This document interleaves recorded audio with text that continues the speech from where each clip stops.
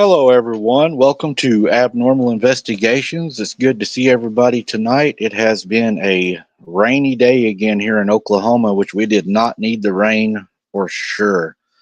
The roads, I'm not sure even how much longer they're going to be passable if it keeps doing this. The weather is absolutely crazy, crazy, crazy. So is everybody ready to talk about a investigation on an encounter tonight? I hope we got a few things to go over before we get that started. As always, we always have a few things we talk about for the opening. I'm going to go ahead and bring Jesse on, and we will get this show rolling. And I will do a quick roll call as I'm bringing her on to say hello. So everybody in the chat, say hello if you would like to be recognized and thrown up on the screen. Good afternoon. And it's time for another one. It's raining outside, of course, again. I'm waiting for it to start here, too. Any minute. I think we got the next 4 days again. 80%. I don't know where they're going to put it all. Hey, Dana. Hey, Flower Child. Hey, Tim Wrestler. Hey, OCST. Let me throw some of these people up there. Say hello to everybody. Flower Child. We got AI Nanny Pam here with us tonight. The chat's flying, so I'm doing the best I can. There's Sharon Guy. Good to see you, Victoria. There's Dana Ortega's in the house. Lisa's here. We got Tyler 420's here. Always good to see Tyler. Tyler's got a new picture on his I noticed on his website there. Oh. See, I pay attention sometimes. Let's see. Looks like we've just there's Margie Burke's in here tonight. Chat was moving so fast I tried to grab everybody I could, but chat is flying. Got a lot of people. Got a lot to say tonight. I don't know if I threw Dana up yet. We'll make sure we get Dana up there. Got to get Dana in the game. I wonder if will Larry be joining us tonight, Dana? Have you talked to Larry? I've been wondering about him with all this weather. I imagine he's staying pretty busy. I know he messaged me the other day. Larry did? Mm-hmm. What was Larry doing? Larry was doing Larry stuff. Driving from one roof area to the next. Larry is a busy man. Mm-hmm. Let's see. Let's go ahead and kick off our prayer requests, and then we will move on to everything else before we get into this encounter tonight. This encounter investigation tonight. All right. So, as always, continued prayers for Barton and Letitia Nunley, for Connie, for Donna Severo, Emmy's sister-in-law Tanaka, for Lisa Ann's sister Carolyn, for Lindsay and Tony Merkel, Martin Groves, Michelle McGuire, Mark Shriver, Pam Jones, Randy, Virginia Sequeira's daughter, and William Johnson. So prayers for all of them. Please keep them in your thoughts and prayers. Definitely a lot of people need a lot of prayers. It seems like right now there's a lot of people going through a lot of things. And prayers for anybody caught in the chaos that's going on in all of these cities right now. No matter what your stance is, there's a lot of people that are dealing with some bad stuff in these cities that don't ask for it. So, Jesse, quit bringing politics. oh, I'm just saying. We're gonna have Nanny Pam ban you. Let's see what else we got. Oh, little update, guys. I don't know how many of you know this, but we went to do our Patreon recording for all of you Patreon members about the Vatican. I was working on it in an electric storm. Lightning struck. Things went crazy, and I lost everything. So I'm getting it all back together, redoing everything that I had, and we should be doing that recording pretty soon. Probably, I would say within the next few days. It should not be long till that is done and out. Members, the YouTube members. We also are trying to figure out what we're going to do with you all at the end of the month. We're open to any suggestions, questions, questions, answers. We can do another live members only. I think a lot of you all really enjoyed that. It was a really good turnout, actually, after it happened.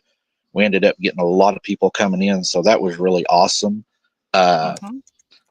what we may do is I may tell you all a little bit about the book I'm writing, a little bit about grannies, and give you all a chance to ask me questions about growing up, what I went through, what I seen, give you all some firsthand knowledge of what's going to be happening in the book. I think that would be a really interesting live. So be looking for that to come out for the members only.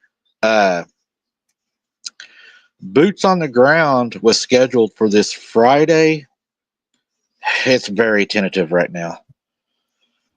We're getting a lot of rain. The roads are underwater. Um, it's almost not even safe to drive the roads right now. One of the police officers in the city sunk their car in the city. Um, we have a lot of rain and a lot of flooding, and we don't only get the rain here, but we are also a flood lake that catches the rain from everywhere else. We get all the rain out of Kansas.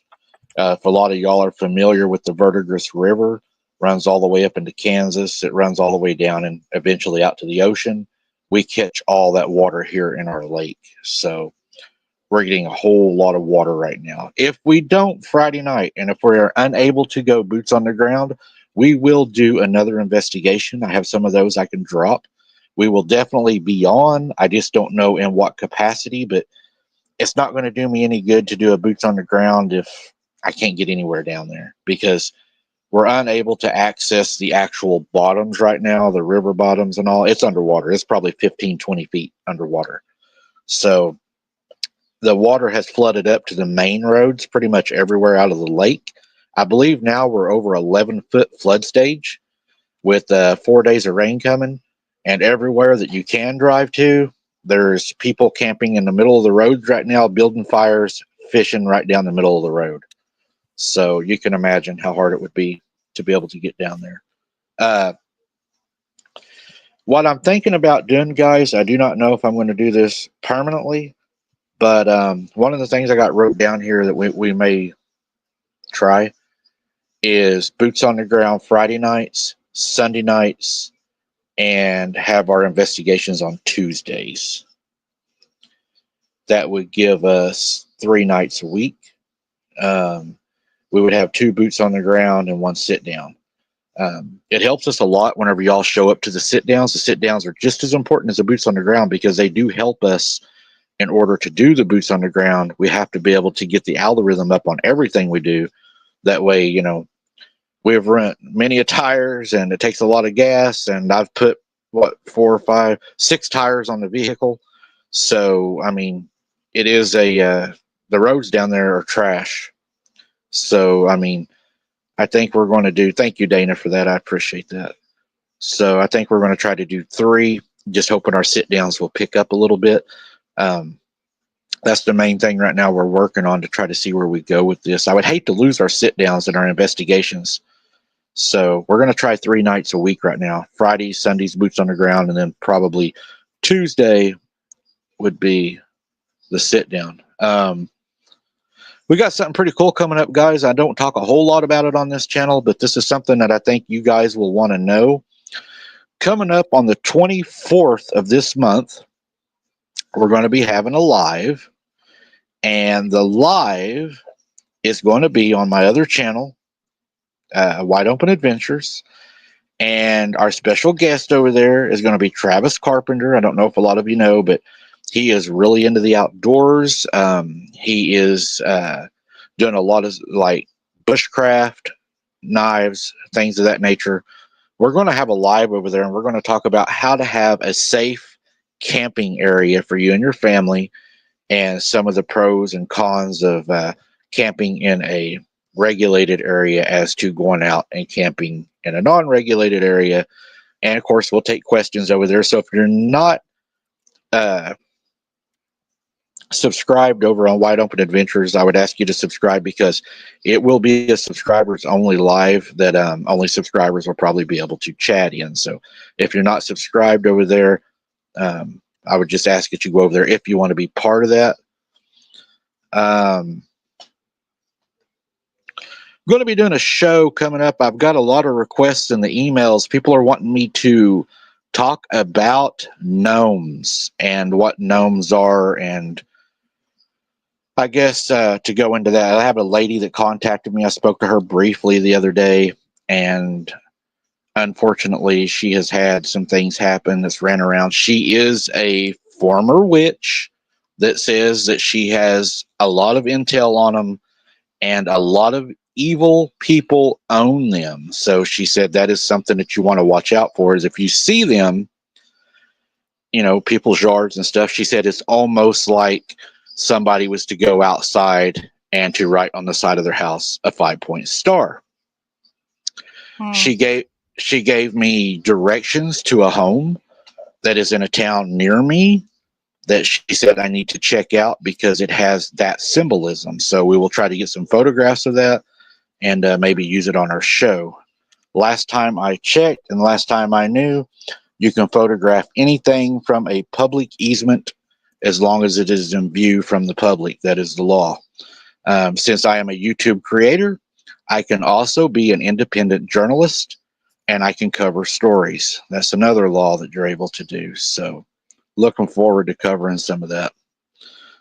I do have a buddy. I'm not going to say his name right now because I don't want to throw him under the bus for attacks. He is working on a website for me. We should be launching that pretty soon. We're going to be able to do everything on there from going live to selling merchandise to just doing everything we want to do on there. It'll be our own World Wide Web. So we are stepping up, guys. We're keeping up with the times. Anything you want to add, Jesse, before we bring in that OCST wrecking crew? I know they're ready.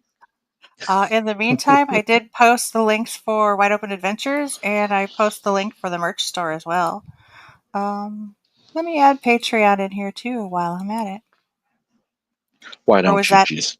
Huh? Did you have that? Did you have that in your list? I didn't check to see if you had that on your. Oh, it's pinned. Patreon is no. Patreon's not. I didn't pin it. Okay. Patreon. The easiest way to find Patreon if you don't have it is pretty much go to any of our videos and it'll be in the description, the link. I usually put it in every video's description. Oh, it doesn't look like it took. Uh-oh. And then, of course, I had some people email me and they said that, okay, so I don't know what's going on in the community. I'm guessing there's a lot of talk about it, but I had some people email me asking me questions saying whenever we make super chats to you and stuff like that, do you get all of the money? Because they're wanting to support the channel and Hunter. No, we don't get the full amount. There is I don't know if it's a tax or a commission, whatever you would call it, but YouTube does get a share of that, a percentage of that. The only thing we get is the PayPal and Cash App goes directly to the creator, and YouTube doesn't get any of that money. So I hope that answers that question.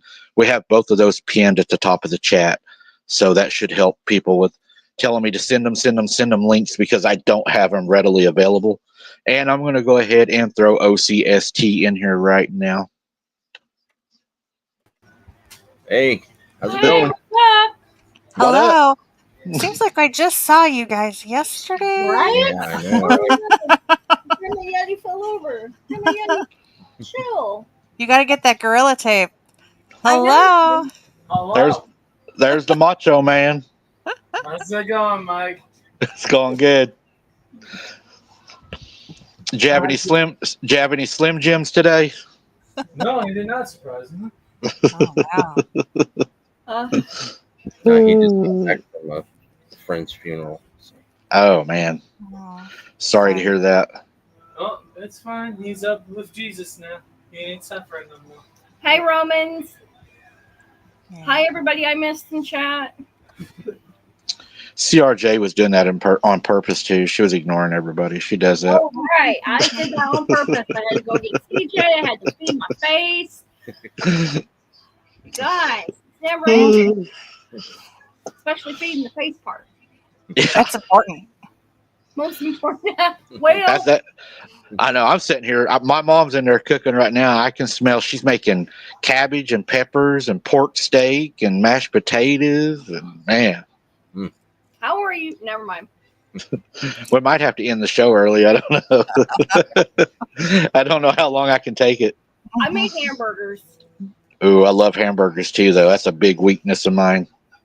See, everybody had them on buns, I think, but me, I had them on tortillas. I've never tried that. So I made it kind of like a hamburger taco with some sour cream and some shredded cheese hamburger patty. I'm trying to cut out the carbs.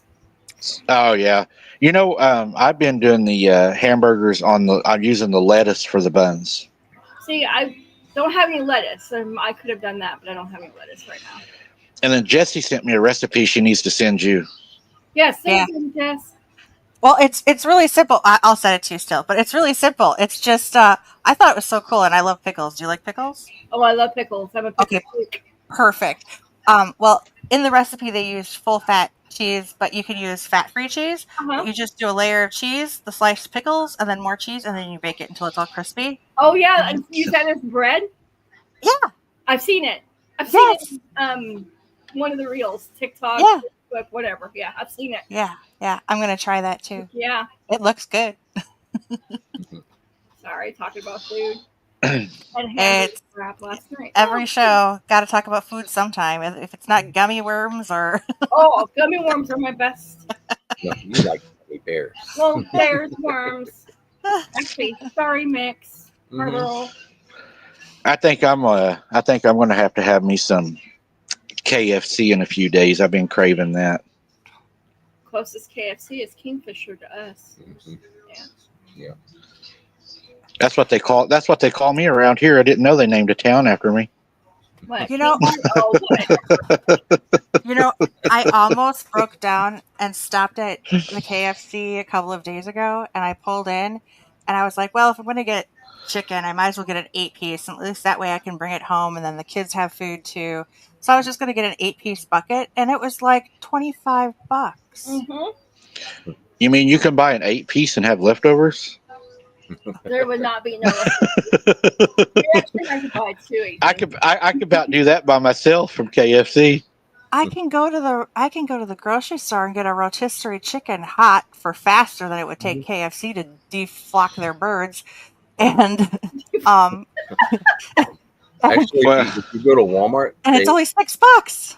If you go to Walmart, they have the fresh made fried chicken in the plastic thing. Yeah, you've probably seen it, Jess. Have you seen it? If you get the rotisserie, I don't go to Walmart. Oh, you don't go to Walmart, okay? But kind of like wherever you get your rotisserie, Walmart has the rotisserie. Plus, they do the roasted chicken. Okay. That they put in a package that's already done. It's already pre-made or whatever. So all you have to do is warm it up when you get home.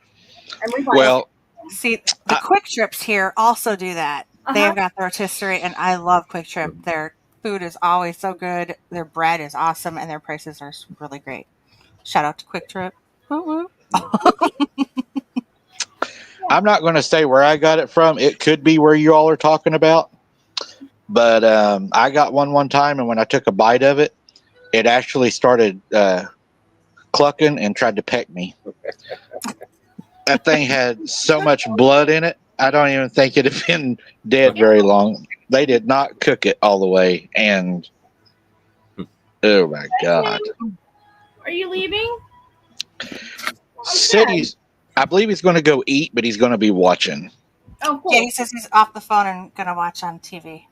Sweet. Yeah, he's probably got KFC. Man, that sounds. They said they got a new thing right now. It's called the Dip It or something like that bucket. Have y'all heard of that? Mm-hmm. I did, yeah. I might have to try that, and then I'll let the rest of the family know how good it was if they want to go get some. You have to share, Michael. I still haven't tried their pot pies yet. I am sharing. I'm sharing the knowledge. I love pot pies. I love pot pies. That's one of my favorite things too. One of the things I used to always like to getting there was the famous bowls. And I always thought it was funny because that's how my mom and I would always actually make our chicken when we would get it. We'd break it up with the mashed potatoes, gravy, the corn, the cheese. Or when they started Oh, doing yeah. the famous bowl, I'm like, what the heck? They've been You know- spying on us all these years. Then knows. They know For the gets it. for the price of it, if you go to Walmart to their deli and you get their little dinner, Mm-hmm. you can get a good sized dinner for like $6, and it's a good sized dinner. It's really a good deal. Hush, sassy. Yeah. It's pretty good, and I'm pretty sure it's real meat too. I'm not. I mean, I might have saw a claw in one of them, but I'm not sure. Oh, Yeah, Romans, if you come hungry to one of the shows, you're definitely going to be starving before you leave. wait. Yeah.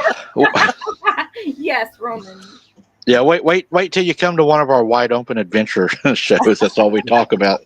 It's food. What, catch, clean, and cook? Oh man, I've been wanting to do some of those, but we're so flooded around here that anywhere you can get, it's so flooded. It's like you can't throw out there because of the trees hanging over the road, and then you go down to the creeks. They're running so hard right now, and there's so much debris coming down. There's no way you can fish it. I mean, there's like whole trees coming down our creeks right now. That's when you just come a little further west, come west, and come down to the lakes over here. Are you all flooded bad down there? Not too bad. Not too bad. No, Come fish It's- the summer on. it's terrible here. Might have to come down there and Oh, Nanny Get me Pam, it's some actually Tammy's dog, and she's about, making me mad. Yeah, I had to talk over that dog for Oh. about the last hour of the show last night. Nanny Pam said that her fur baby's name was Sassy too, Mhm. and it's Cammy's dog that was just barking. Belinda just had some good food. It looks like I just had breakfast. Bacon and Ooh. eggs. Margie's having a mushroom Swiss cheeseburger. From where? Sorry, That sounds good. it was 105. What? Ooh, Dawn, that's too much, Dawn. Oh, I know where you're at. Never mind. We don't want none of that, Dawn. You can have that. You can keep all that. Yeah, keep that way down southeast. Yeah, we don't want that, Dawn. I do not like the heat at all. We won't get that till the end of the month. Oh, Ugh. It was scorching hot here yesterday. I actually got Okay, out of the house. I almost turned on the AC yesterday because it was like 76 and I think it was 78 in the house by the time the sun went down. scorching hot. That ain't scorching hot. Scorching hot is 105 in the shade. But today it's been kind of nice. It's 65. You northern people need to know what scorching hot is. Yeah, they get a little less oxygen than what we do, I think. No, maybe it's just the fact that we do get more oxygen because we have more time to be able to spend outside without being melting in the heat, and therefore, we get different. I don't know. I've heard a lot about those northern people and those East Coast people. I've been warned about them. Watch it. Like she's saying, we're full of hot air. I know. That's all right though. Them cheeseheads up there are going to get beat again this year, so it don't matter. I agree with you on that one. Hey, no cheese for you. That's fine. Hello, Ellen. Hello, Ellen. Well, what have you been up to, OCST? What y'all got going on before we jump into this encounter? You got anything going on or anything shaking? Nothing at the moment. Oh, wait, Actually where's- tried to stay away from YouTube and Facebook for a little bit today. Me too. Taking a break. Yeah. Yeah, it gets harder and harder to do. Yeah, you gotta You have to tell enjoy everybody who this whatever is. time you can take away from it, because once you get into it, it's like Yeah, It's tell overwhelming. mm-hmm. Mm-hmm. It's Get fun, man. lost in it. Hey, Merle. There we go. Sooner boomer. Yeah.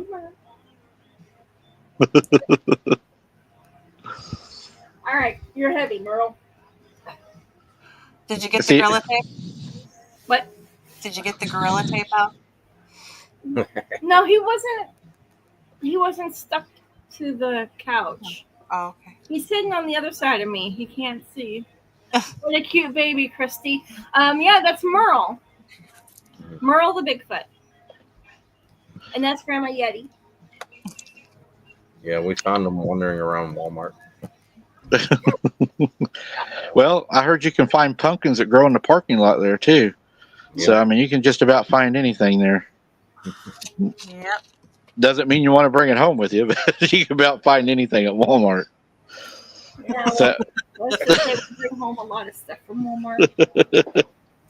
yeah, it seems like whenever the viruses and the flu's out and stuff, the doctor would always say, if you want to get it, go to Walmart. Yep. Because people get sick. Where do they go? They go to Walmart because they can get their prescriptions there. They can get their soup there, their medication there, their Tylenol and NyQuil and Sudafed, whatever they're going for. Fried chicken and potato chips. Go in there and you see somebody coughing and then they're grabbing at the. Oh, yeah. Thanks for Snot rocket right in the floor. Ew! Oh my gosh. What a story. You'd be surprised what people do nowadays. We had people taking hypodermic needles, sticking them in the plants at the mall where the needle was pointed up so that the housekeeping would poke themselves when they would go to water the plants. So it got to where they had to check them. Mm-hmm. And what is the point of that? Well, okay. Just evil. Mm-hmm. Evil. What the world is turning into. Very funny, Margie. Yeah, that's true. Wait a second. Well, Don, why yeah. do you think that? Don, I care, but I don't know what you're talking about. I'm falling behind. He says that's really funny, Margie. No one on my Facebook page cares. LOL. I care, but what's going on?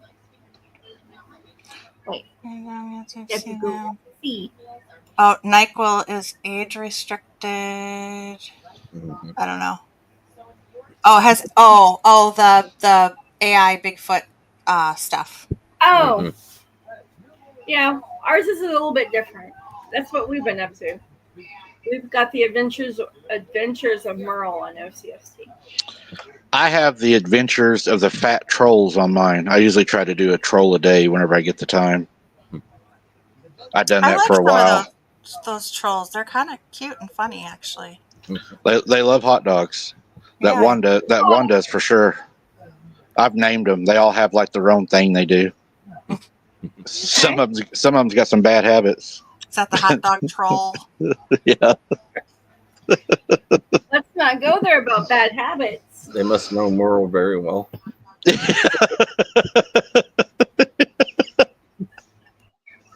Oh, Lord.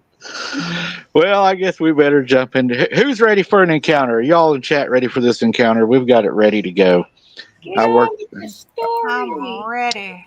I worked on this thing all night last night and done a little touch up with somebody. You know what? I think on our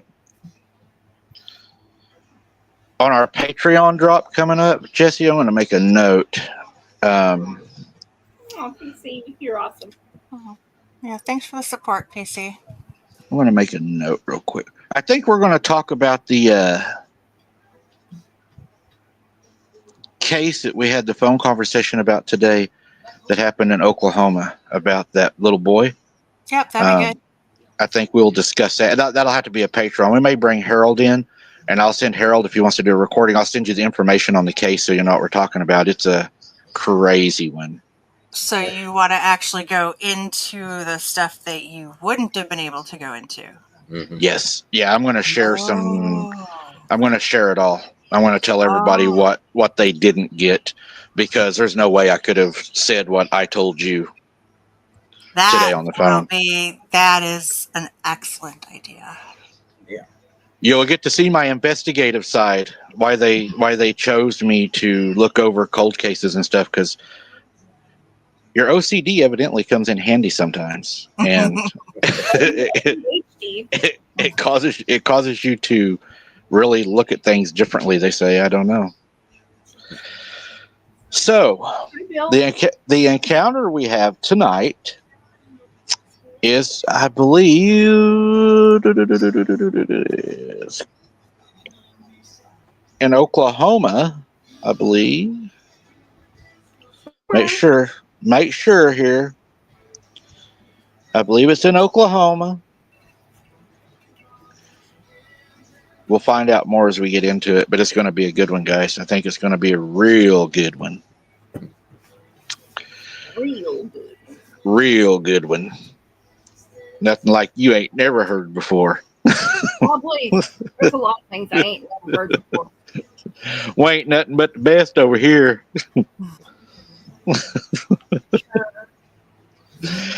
All right, so he starts out, he says, Mike, what I'm about to share with you might be hard for some folks to grasp. My family is all Cherokee Nation citizens. I've heard you and Jesse and even Harold talk about on the show how you think that native blood could be somehow maybe part of what causes people to have encounters. I'm a longtime watcher, me and my family, and after watching you for several years, we have decided that you have our trust, and you being a brother of the Cherokee Nation tribe, we would like for you to tell our encounter. I was very honored that they would allow me to do that. But as we move on, you all are going to see why they've had this back for a while, because it's going to be it's a ride. He says that's why we're coming out with our story and the wisdom that we have gained from watching your channel. But I guess he said we didn't gain enough wisdom, because you'll find out we did make a mistake, and it's a mistake that we paid for and may still be paying for. We're looking for some of your people in your chats theories, or at least something to give us to go on. They're kind of at a lost point, and you'll see why, because they've done something pretty crazy. He says, my wife Jenny and my son Tim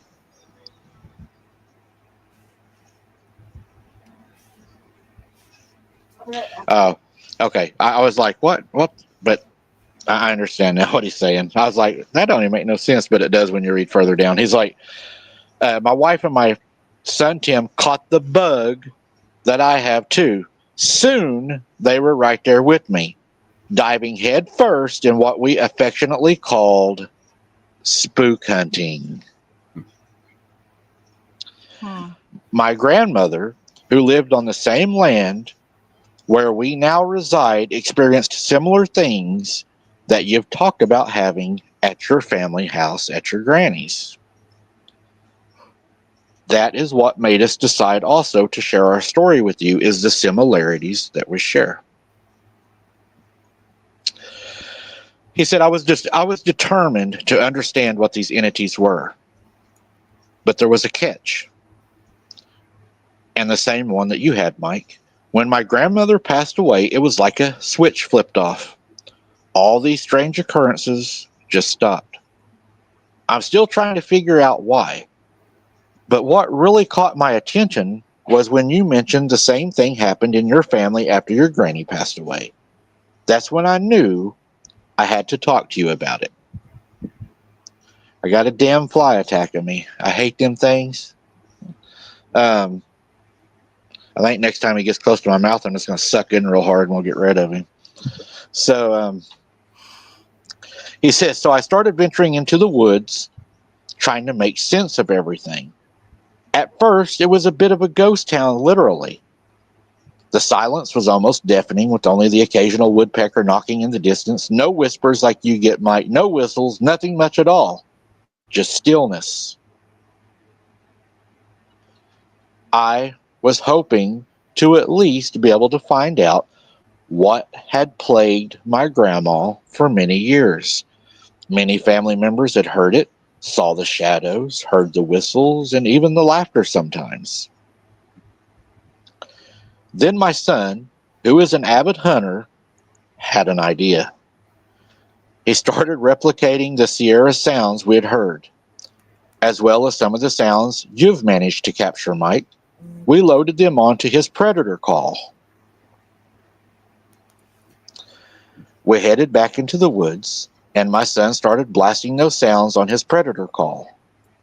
The first night was a bust. To be honest, we blasted those sounds for a good while, but nothing seemed to stir. Not even a peep or a whoop, just crickets. It was pretty disappointing, but we wasn't really ready to give up yet. So he's actually using my, I guess some of our calls we caught on our channel. And they have loaded them onto a predator call, and they went into the woods, and now they're blasting what we have caught off into their woods. But, each one of those calls, I'm just saying, could mean something different in different areas. I mean, okay, just an example. Have you seen well, I know you probably haven't seen it, Mike, but have you seen the little videos where the guy's like, this is how you say come here in cat? And he's like, meh, and the cats all come, Who knows? Maybe.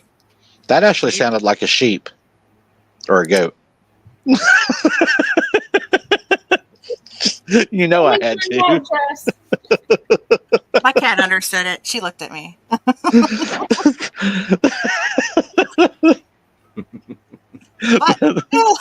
all of those sounds, right? The different inflections, they could mean totally different things to those guys, and who knows what was actually being said to them. Who knows? Who knows? There, stay. I would think with the more inflection that these creatures would put into it, the more bad it is. Well, I don't think a lot of those things that are out there are very happy with Mike being out there in the first place. So they're probably glad it flooded. They're probably like, thank God. Get this idiot out of the woods walking around here with all these lights on him, making all kinds of noises, scaring our little ones. I'm probably scaring their children. They're probably like, ugh, he's back.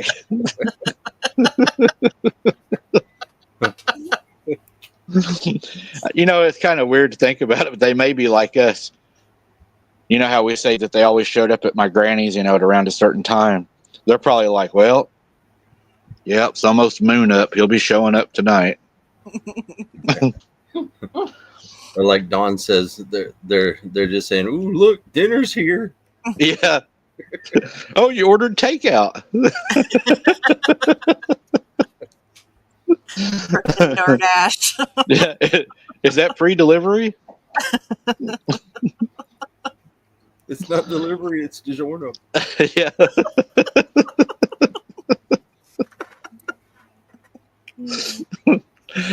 Oh Lord! All right. So I'm staying quiet. the second night they went out, he said, it was a little bit of a different story. When we'd blast the sounds, everything would fall silent. No crickets, no rustling of the leaves, nothing. It was like the animals started realizing there was a predator in the area just by the sounds. The sound that we used, Mike, whenever everything went quiet, was the sound of the growling creature you caught at the bridge that night. That's when things changed. And then we used some of your whistles and some of the whoops that you caught. Things really started to change. And then out of nowhere, owls would start hooting all around us. It was like they were everywhere, but we couldn't see a single one. It was both eerie and fascinating. But then, one particular night, the darkness seemed to swallow everything. It was either a new moon or a very slim crescent in the woods. It felt different that night. We went back, and that's when things started to really shift. We finally started getting some responses. Whoops, wood knocks, and even a whistle.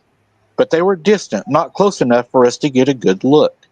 We tried calling to them, but they wouldn't budge. They wouldn't come any closer. And I know a lot of you will ask the same thing that I know Mike gets asked is, did I have protection with me that night whenever we went out? Absolutely.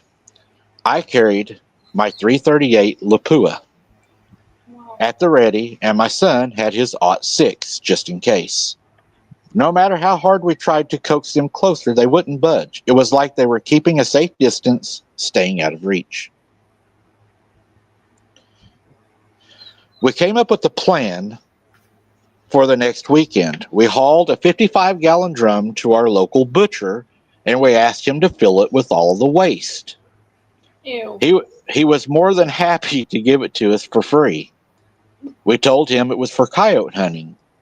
He just looked at us and smiled and said, I don't really need to know what you're going to do with it, but you can have all you want. Probably not the first time he got that request. That's what I was thinking too, kind of like, I know what y'all are doing. Yep. So he says, the next weekend we loaded up the drum with guts and innards, and we headed deep into the woods behind our house. I'm talking, we had mixed cow innards, pig innards, we had everything, all the good stuff. So we dumped Everybody's still hungry? Yeah. If they were, they're not now. So he said we dumped the guts out in an area before dark, strategically placing them in an area we would be able to see them from cover, as we brought our ghillie suits that we normally hunt in. I used my rangefinder to make sure that our scopes would be adequate for the amount of yards that we would have to fire in case we needed to. I sighted it in with my laser. It was 151 yards from where our position was. We double-checked the distance with our rangefinder just to make sure our rifles were ready, anticipating building, or the anticipation started building as we waited for night to arrive. I don't know about y'all, but I wouldn't want to go out there in the middle of somewhere blasting all these calls and dump 55 gallons of waste. I mean, that to me is like probably not a wise idea. I wouldn't recommend it because, I mean, a lot of things can go wrong because, I mean, you know, just from deer hunting and stuff, whenever you leave stuff like that, that can cause a feeding frenzy, man. That can cause like other things to come up and start fighting each other for it because that's like what, I mean. Like feeding sharks in the wild? Yeah, I mean, that's scary. Mm-hmm. Hey, Mike, did they say what part of the state they northeast, southeast, north? You know, did they say central? Around Stillwell. Okay. She's like, okay. Are you serious? Or are you messing with them? No, it really is. Oh, okay. Yeah. Yeah. Yeah, they wouldn't give me an exact location. It's just around Stillwell. If you want, I can get the address if you want to go out there and maybe take a drum with you and see if the local butcher will help you out.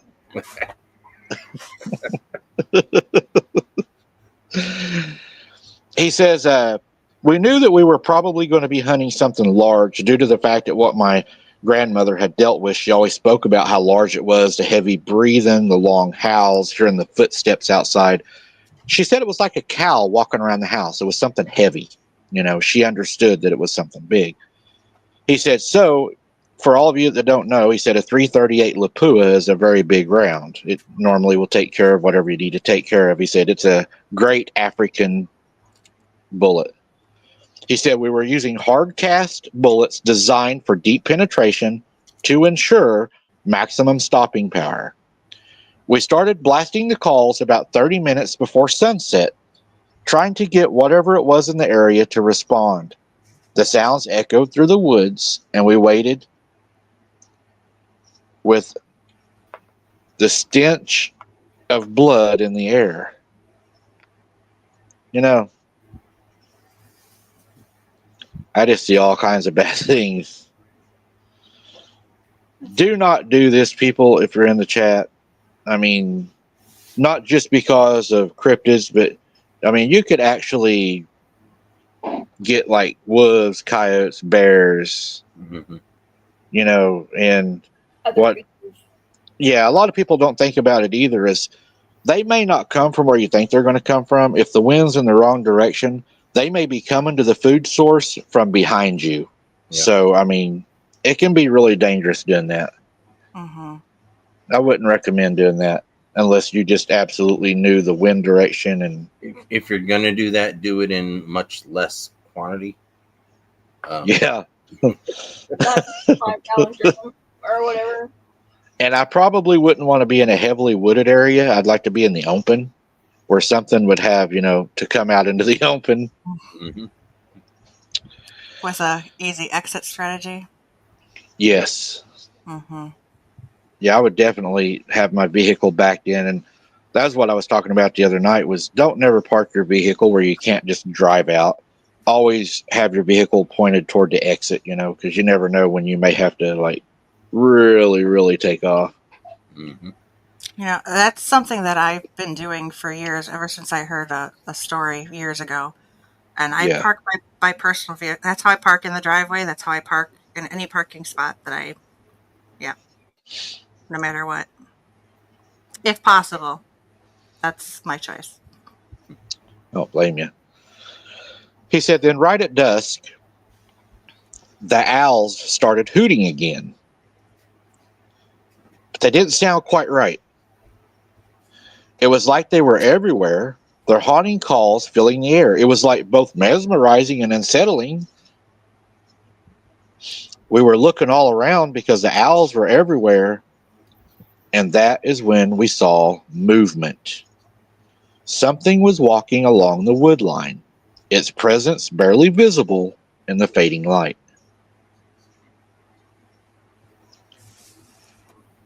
To reiterate what they kind of done is, hey Larry, good to see you, is where this was all happening at his grandmother's house.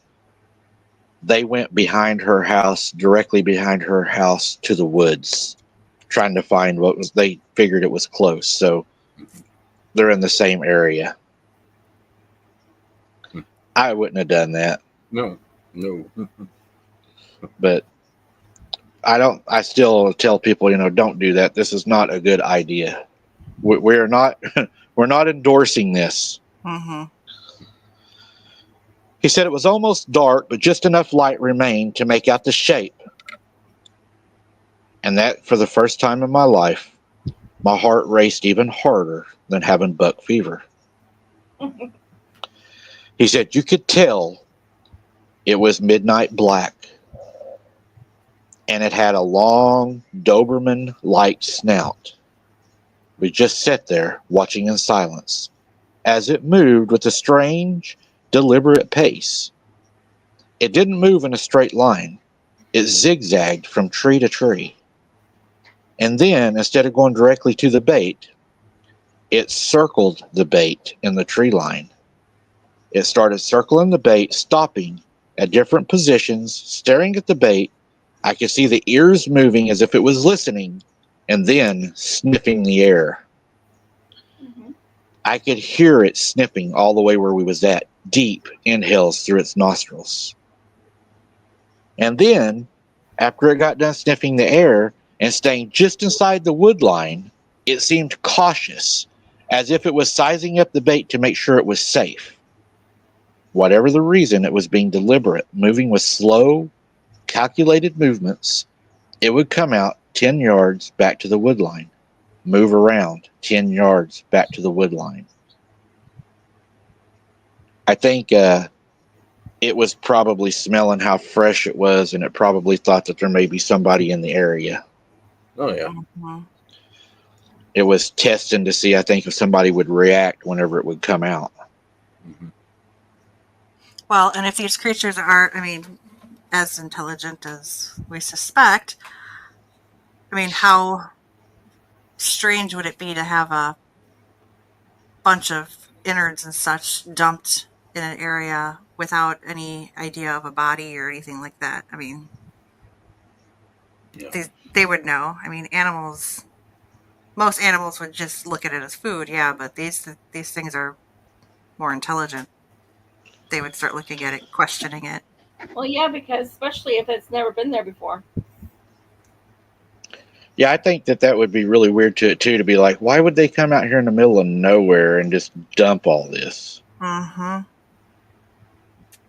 Yeah. And normally, if you're going to dump something if you're trying to get rid of it, you're not going to dump it in the middle of an open area either. You're going to dump it somewhere off that, yeah. Like what Sharon said, she doesn't like how smart they are. Sunshine says, why is the uptick in Dogman in Oklahoma? You know, what do you think, Harold? Do you think there's an uptick, or do you think we're just getting more people in the woods, or do you think there's something going on? I think there's an uptick in the numbers. Um, I know when I lived around Lawton that there was a lot of sightings compared to Bigfoot. There's actually more Dogman sightings than Bigfoot around that area. And I was told by a fellow researcher that Lawton Lawton, Oklahoma was especially Lake Latonka has highest um, the highest amount of Dogman sightings in the world per capita. So that's a lot of sightings Oh yeah, And for that's just what's reported, 20-year right? period. Yeah, it's for like a 20-year period since the 19 back when they did the report, it was in the 90s. So you're talking about early 70s when they started counting. So and since that time, there's been multiple sightings per year just around that one lake. So uh, if the sightings are growing there, then you've got to take into account the rest of the state. Um, there's been a lot more per year as the years go by. you think it's possible also that maybe that these things, like some people suspected, maybe have their babies like every 16 years, and maybe we're in the birthing cycle, maybe. Yeah, I think that's a very good possibility.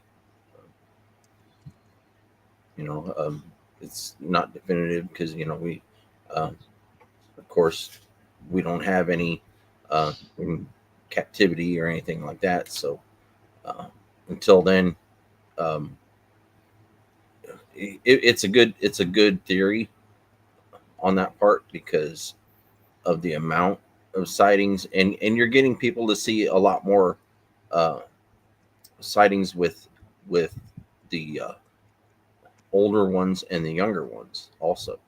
So um, that that could be the possibility that right now they're giving birth to quite a few.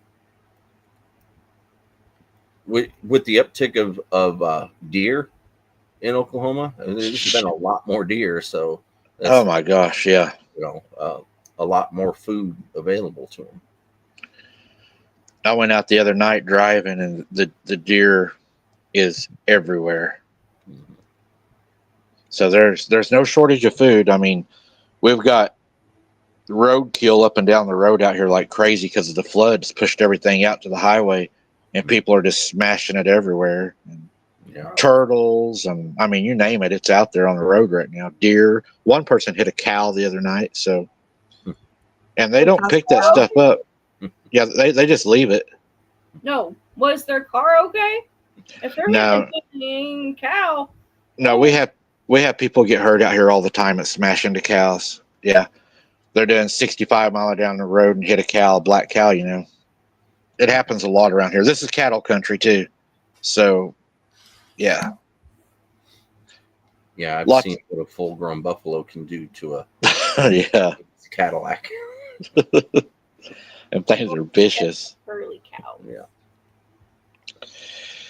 So then, guys, this is where the story is going to take the switch up here. So Tim, the son, says, all of a sudden, boom, right in my ear. He says, I fell out of my chair. My dad fired his .338. Why would he do that?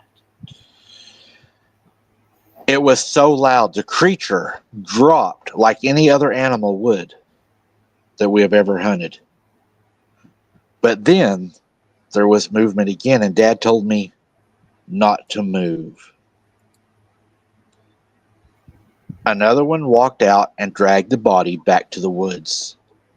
It then walked to the gut pile. This one was larger than the first. The first must have been a scout or a juvenile. I'm not sure. But this one walked out to the gut pile like he didn't have a fear in the world.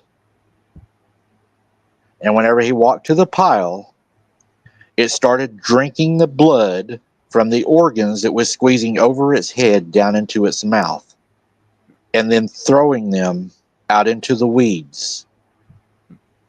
It would only lower its mouth to yip like a coyote in our direction.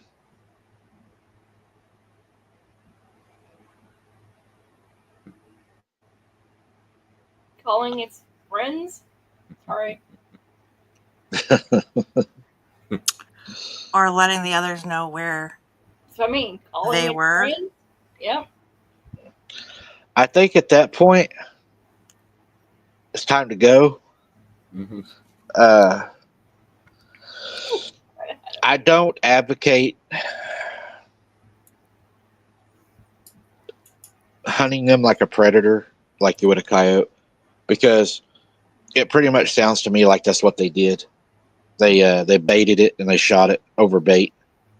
He said it dropped immediately, 150 yards for a .338 Lapua. I mean, that bullet's just getting started.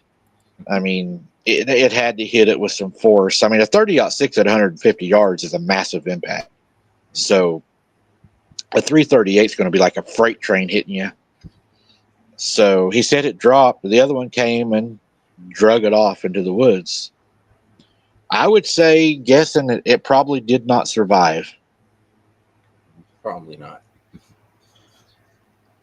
And then Tim says, I clicked off my safety.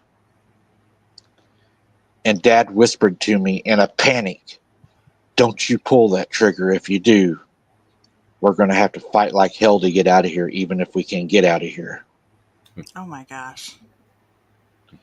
He said the creatures hadn't quite found out where we was at. Where we had fired, we was in the hills, so the echo echoed for a long time. I don't think they knew exactly where we was at. The wind was at our advantage. The wind was in our face, what every hunter wants. They had no idea where we was at. And we dared not move in our ghillie suits. Dad put his hand on my back, actually, and pushed my chest and head down into the dirt. My dad was a Vietnam survivor, and he whispered, don't move, and breathe as shallow as you can. Don't bring attention to yourself. They're trying to spot us. Yep.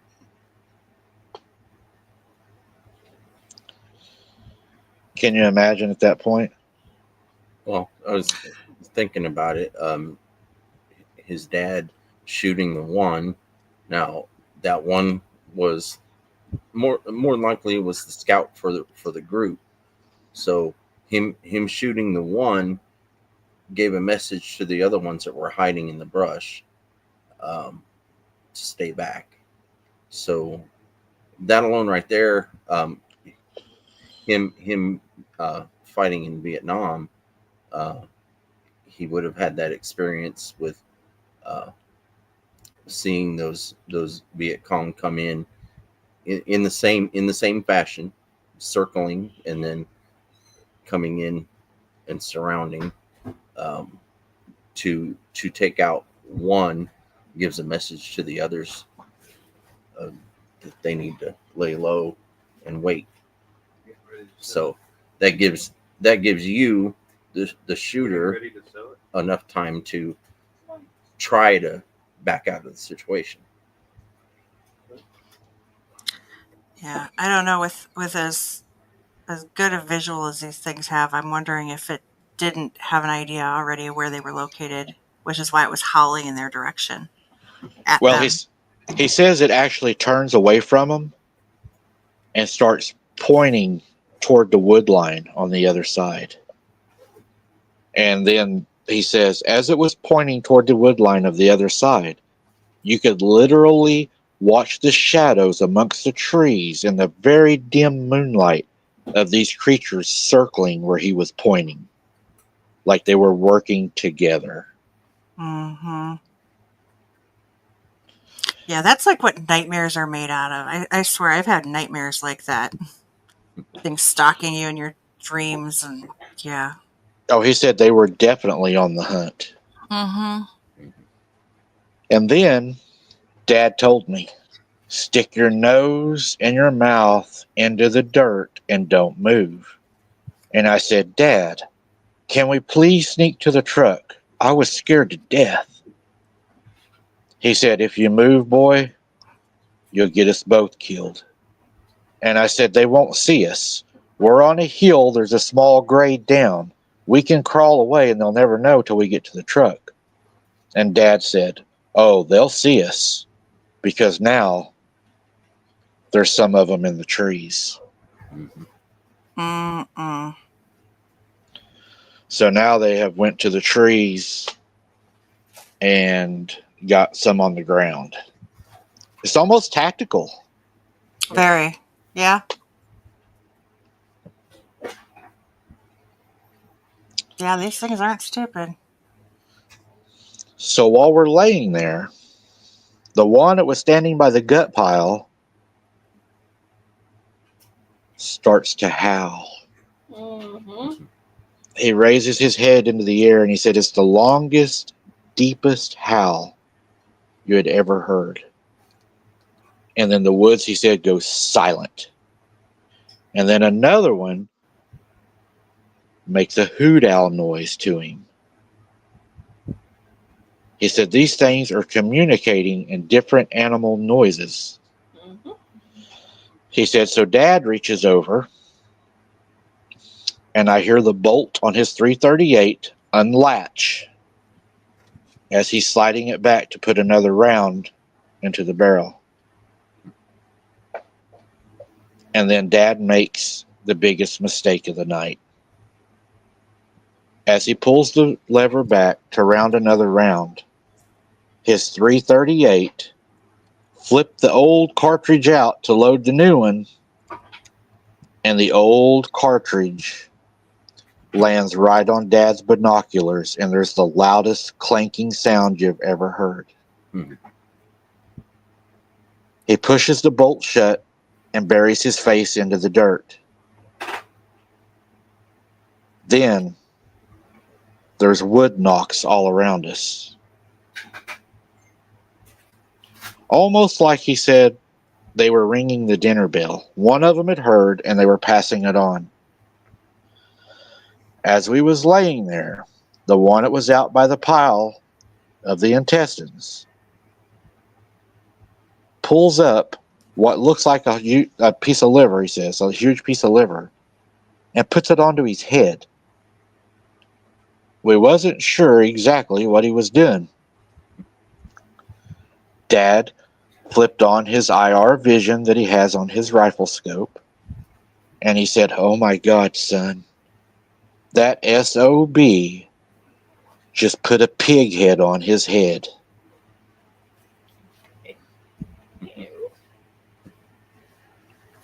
He said, I'm not going to lie. I wanted to get up and run so bad. My dad kept his left arm across my lower back, making sure that I stayed still. His gun was resting on a bipod.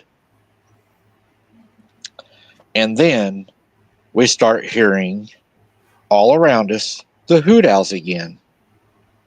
But then in the distance we hear somebody, what sounds like a female, hollering, "Help."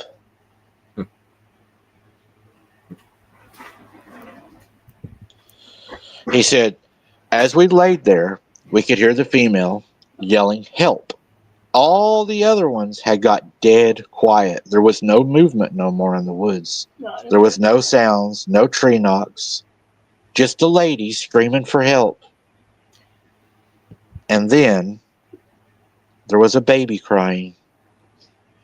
And she started yelling, my baby, please help my baby." Trying to draw him out. You imagine how scary that would be? Mm-hmm. Yeah. I mean, I'm like picturing that, and I'm like, Well, because you kind of get the same feeling, Mike, when you're doing your boots on the ground, and we can hear that female voice, pretty much doing the same thing. We don't know if you can hear it, but we all can hear it plain as day, and that's what it does. It's a female voice, and it's saying similar things. So, who knows what it is? I couldn't imagine laying there knowing that if you're actually being hunted, and knowing that if you make the wrong movement, they're probably going to shred you. Well, the one putting the pig head on his own head, that was a clear message of like, I'm gonna wear your skin. So okay, so I'm going to take it down the rabbit hole a little bit. I didn't think of nothing until you just said that, but that sounds like a skinwalker. Mm-hmm. So what if these things, and we're just going down the rabbit hole, guys, we're just having fun with this, but what if these things are not werewolves or dogmen that they're hunting, and you got a pack of skinwalkers out hunting? Could possibly be. Especially if they're mimicking a female voice saying, help me, my baby, or hearing baby cries. Come on. That's creepy enough the way it is, but they're trying to draw them out using female sounds, kind of like what we hear on your boots on the ground sometimes. The only difference is you haven't mentioned that there was any. You mentioned that they were signaling each other, but I didn't hear you mention like certain whistles. He just said they were whistling. They were just doing whistles. Whistles, okay. Yeah. He said then I rolled over to try to get a look at what it was. I was wearing my gloves, of course, and I tripped the trigger on my 30-06, firing around downrange. Oh.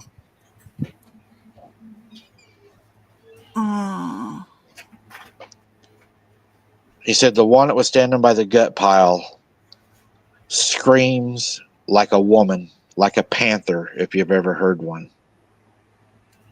War cry. He rears back, looks like a outfielder, he says, a pro outfielder, and he lets a rock fly in our direction.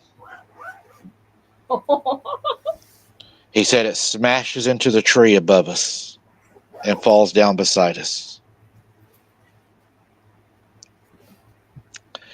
We wasn't sure what to do at the time, but my dad told me, when I tell you, you run for the truck. If I don't make it, you start it and leave. Don't hang around. He said Dad reaches into his pocket and pulls out the flare gun. He pops the flare off into the distance, and we start running for the truck. Believe it or not, when Dad shot the flare, we could see him. Even the one in the middle retreated to the woods away from the flare. He said we jumped into the truck and we hauled ass home.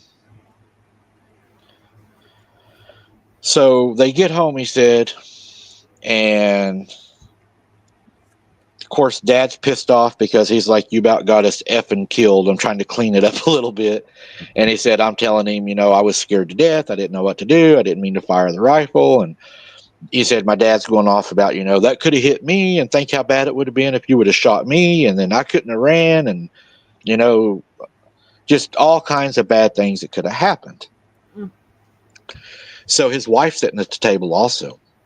And he said, after we have this long conversation and we tell her everything that had happened, she says, I don't think it's a good idea to pursue these things anymore. I think we should just enjoy the happiness here and be glad that they're not around here no more. They was here when grandmother was here. They're gone.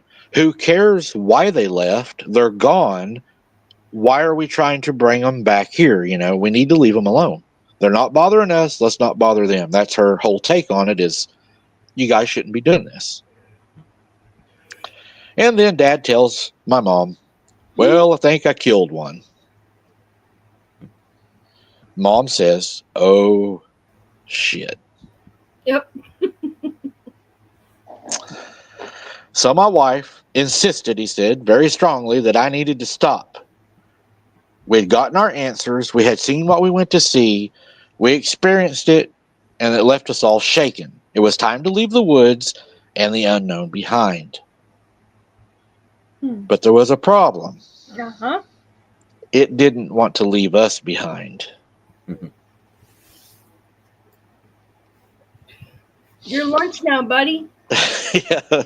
Sorry. He said they're now back at our house, just like they was when grandmother was alive. And now they're doing worse things that they never done before. Yep. They've killed our chickens and killed one pig. They've tossed the head of the pig onto my wife's car. They beat on the house at night, whistle, and even laugh, this eerie laugh that will make you just want to cry. It almost sounds like a hyena, he said. Mm-hmm. The closest thing he could think of was like a hyena laugh. We've even started seeing, now this is the part, guys, that'll raise a hair on you. We have started seeing my grandmother out in the yard in certain places, and then when we go to check, she would be gone. Oh. And at nighttime, we've been hearing the grandmother's voice in the house, hearing doors shut, and seeing glimpses out of the corner of our eyes, black shadows. He says we're now getting the supernatural with the physical. The chickens were not ate. They were all killed. But the blood was drained from them. Their heads were removed, and there wasn't a drop of blood in them. They were thrown up at the house like somebody was fishing, he said, that would drink a beer that would just down it and then throw it up and drink another one, It's like they were just drinking the chickens, he said. He said, we're terrified. We don't know what to do. The hog, its head was not cut off. It was twisted off. Do you have any idea, Mike, he says, how hard it is to twist off the head of a full-grown boar? So they've made it very angry. He said this is continuing night after night. They're beating on the house. They're rattling our doorknobs. And my wife believes that they're actually getting on the house, whispering down the chimney at us. They're hearing voices come in through the fireplace. So this is the question he has for everybody. He says, now we want them gone. We know we made a mistake, and we're hoping that you can help us fix our mistake. We will be watching tonight to see what everybody says. We're looking for any kind of advice. Please help us. We feel like our lives are in danger, and we wish we would have never went out and found what we were looking for.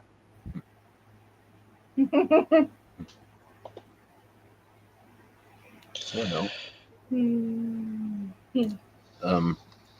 the ultimate thing they can do is pack up and go. Yeah. Excuse me. These things sound like they're going to keep at it until they get revenge. That's what it sounds like. Yeah, they might be able, like Gary said, maybe call, the DNR or the wardens. They may contact a group that may come and help. Yeah. But then you're running a risk that if they don't believe you, they're going to condemn your land. And Yep. Or they will believe you and still condemn your land. right. Give you a 72-hour evaluation that I'm sure you'll probably fail. I mean, there are some groups out there that more than likely would be willing to go in fully armed. It reminds me of my granny's house, Man, that stuff happened for years, and she passed away.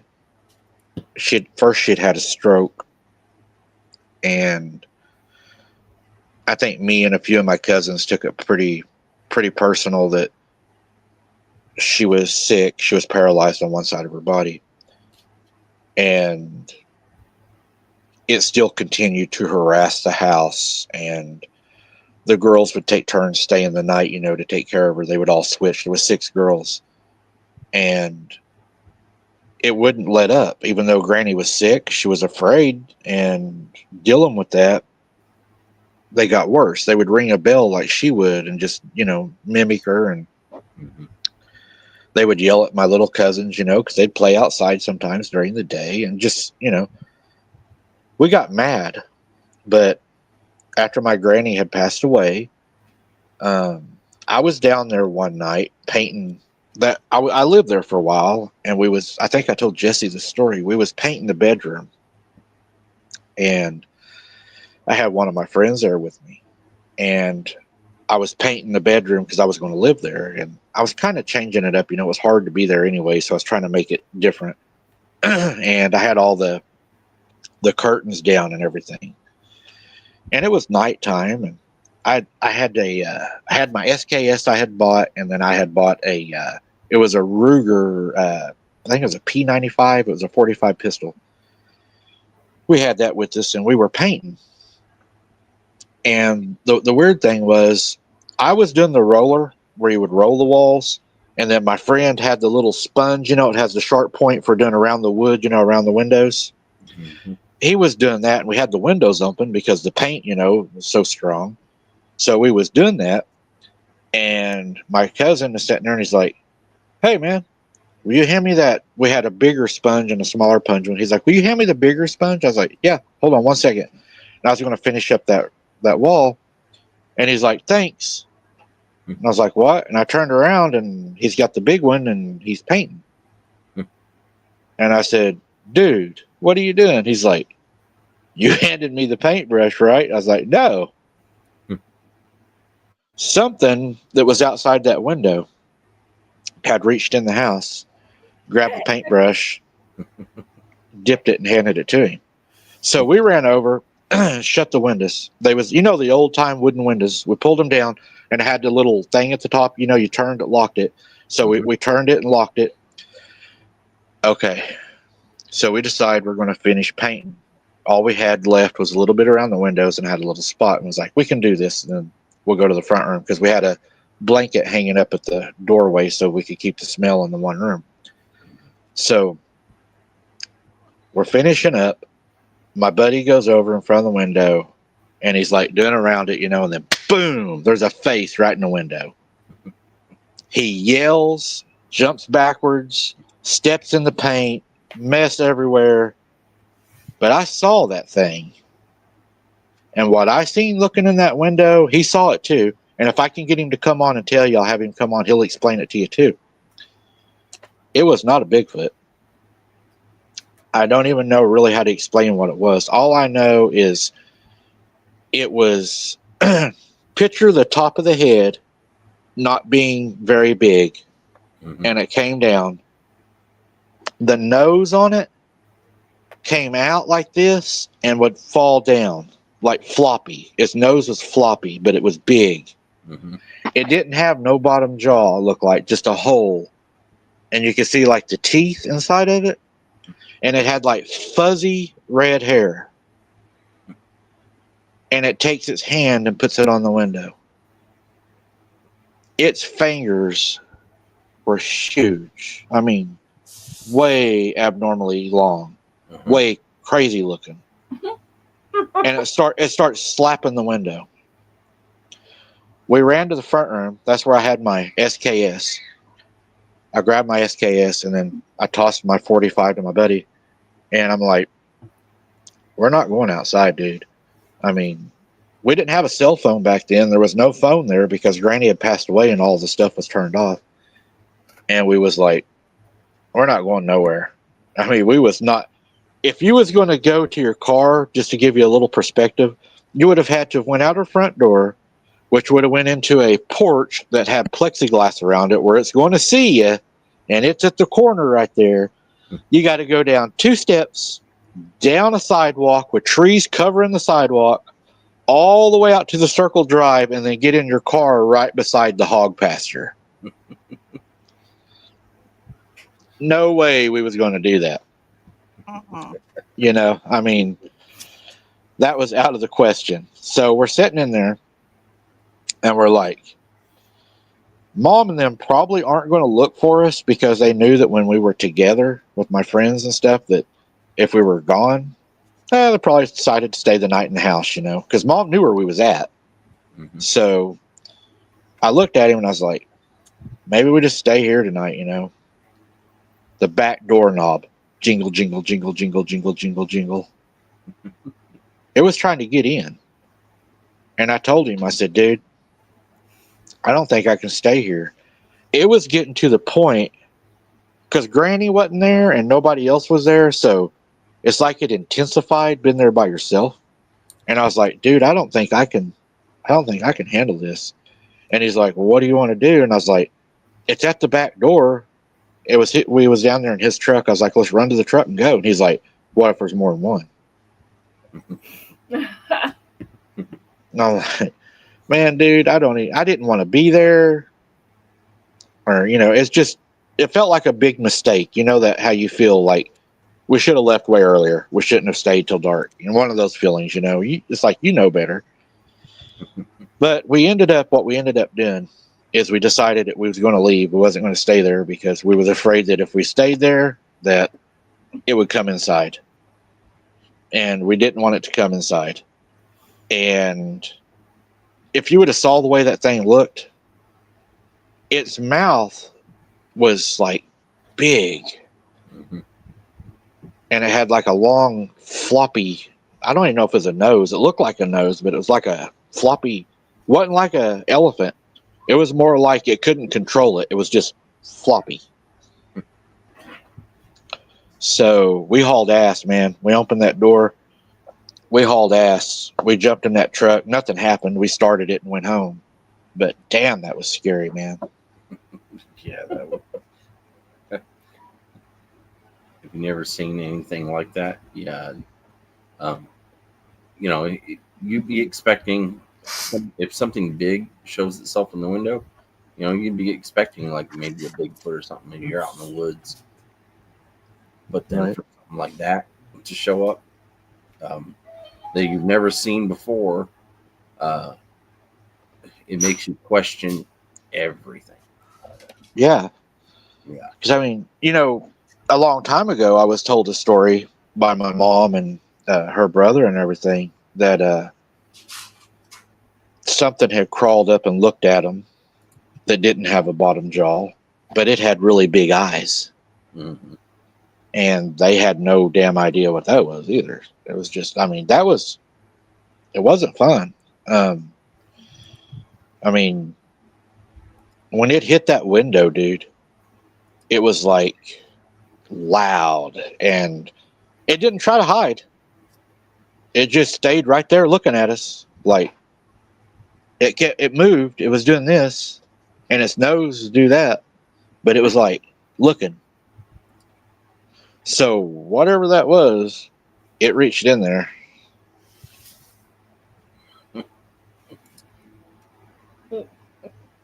Yeah, I would have been trying to come up with different scenarios on where to exit the house and Right. when. That would have been constantly going through my head after I'd seen something like that. Yeah. Hey Michelle, good to see you. It's been a while since I seen Michelle. So back to the story. Um, you said that he was Native American, Uh huh. right? Did his Yes. ancestors ever say anything or tell him anything of the sort of what kind of creatures could be living in back behind their house? Or uh, They never knew. He said they just said that they thought it was always Bigfoot and stuff like that. I Mhm. know, but it's not just only Bigfoot. That's the thing that's getting me. That Right. his house, I guess, is gonna need it needs Jesus. I'm just gonna say this right now because those things are trying to get inside that house. I wouldn't invite them in by any means, and then I'd be pleading the blood of Jesus over their house because that's crazy.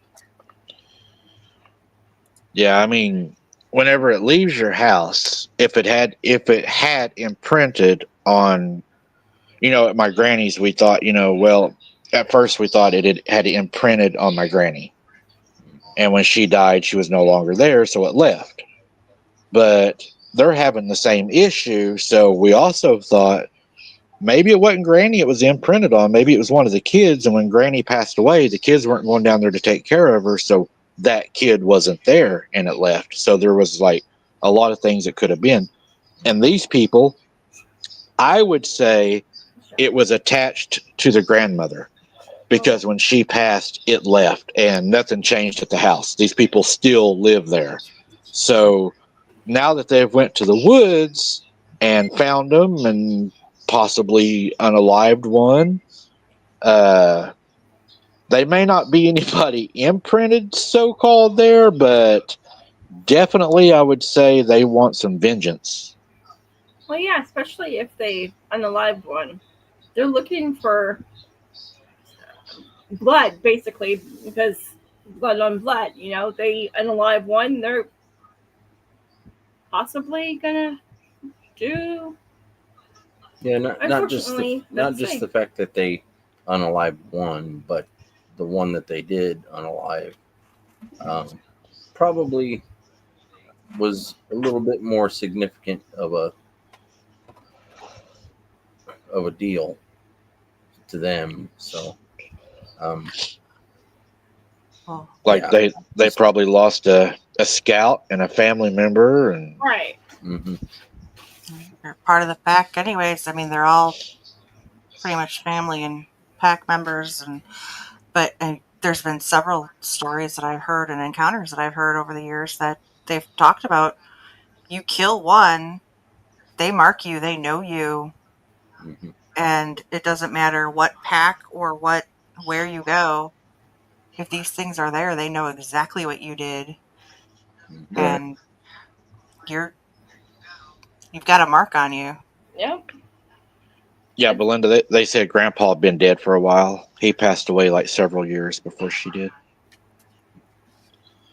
So if they haven't already, I would be getting a hold of a medicine man or Shaman. woman, Oh, yeah. shaman, to at least protect the house. He said they're scared to death. He said they can't even sleep. He said these things are like they don't have a chicken left. All their chickens are gone. hmm Well, yeah, because they're looking for vengeance. I guess would be the word I want to use. these creatures are not happy with them. They said that they're afraid that it's going to try to take one of them. They tried the cameras, the infrared cameras. They put them out, and they said that didn't do no good. They just tore them down. Yep. Because they know.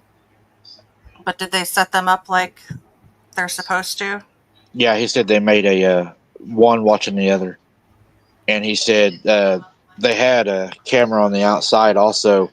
That was a wide angle camera. He said that actually filmed the other cameras, so you could like watch the cameras that you're watching in the house.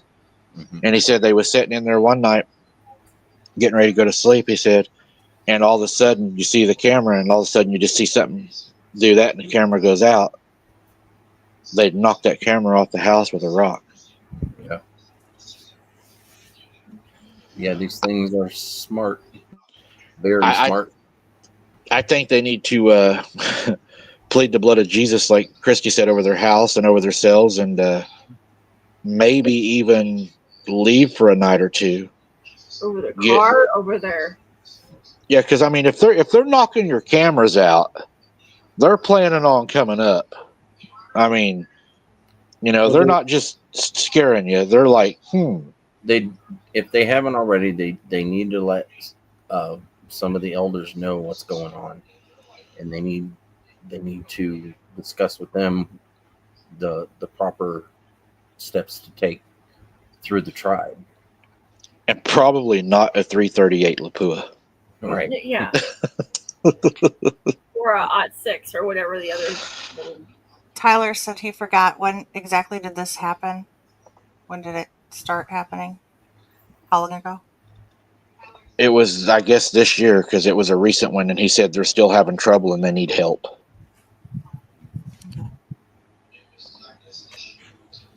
That, and they can call in a priest to try to protect the grounds. It's almost like they brought it on themselves in a way, you know. I mean, they had left. They wasn't bothering them.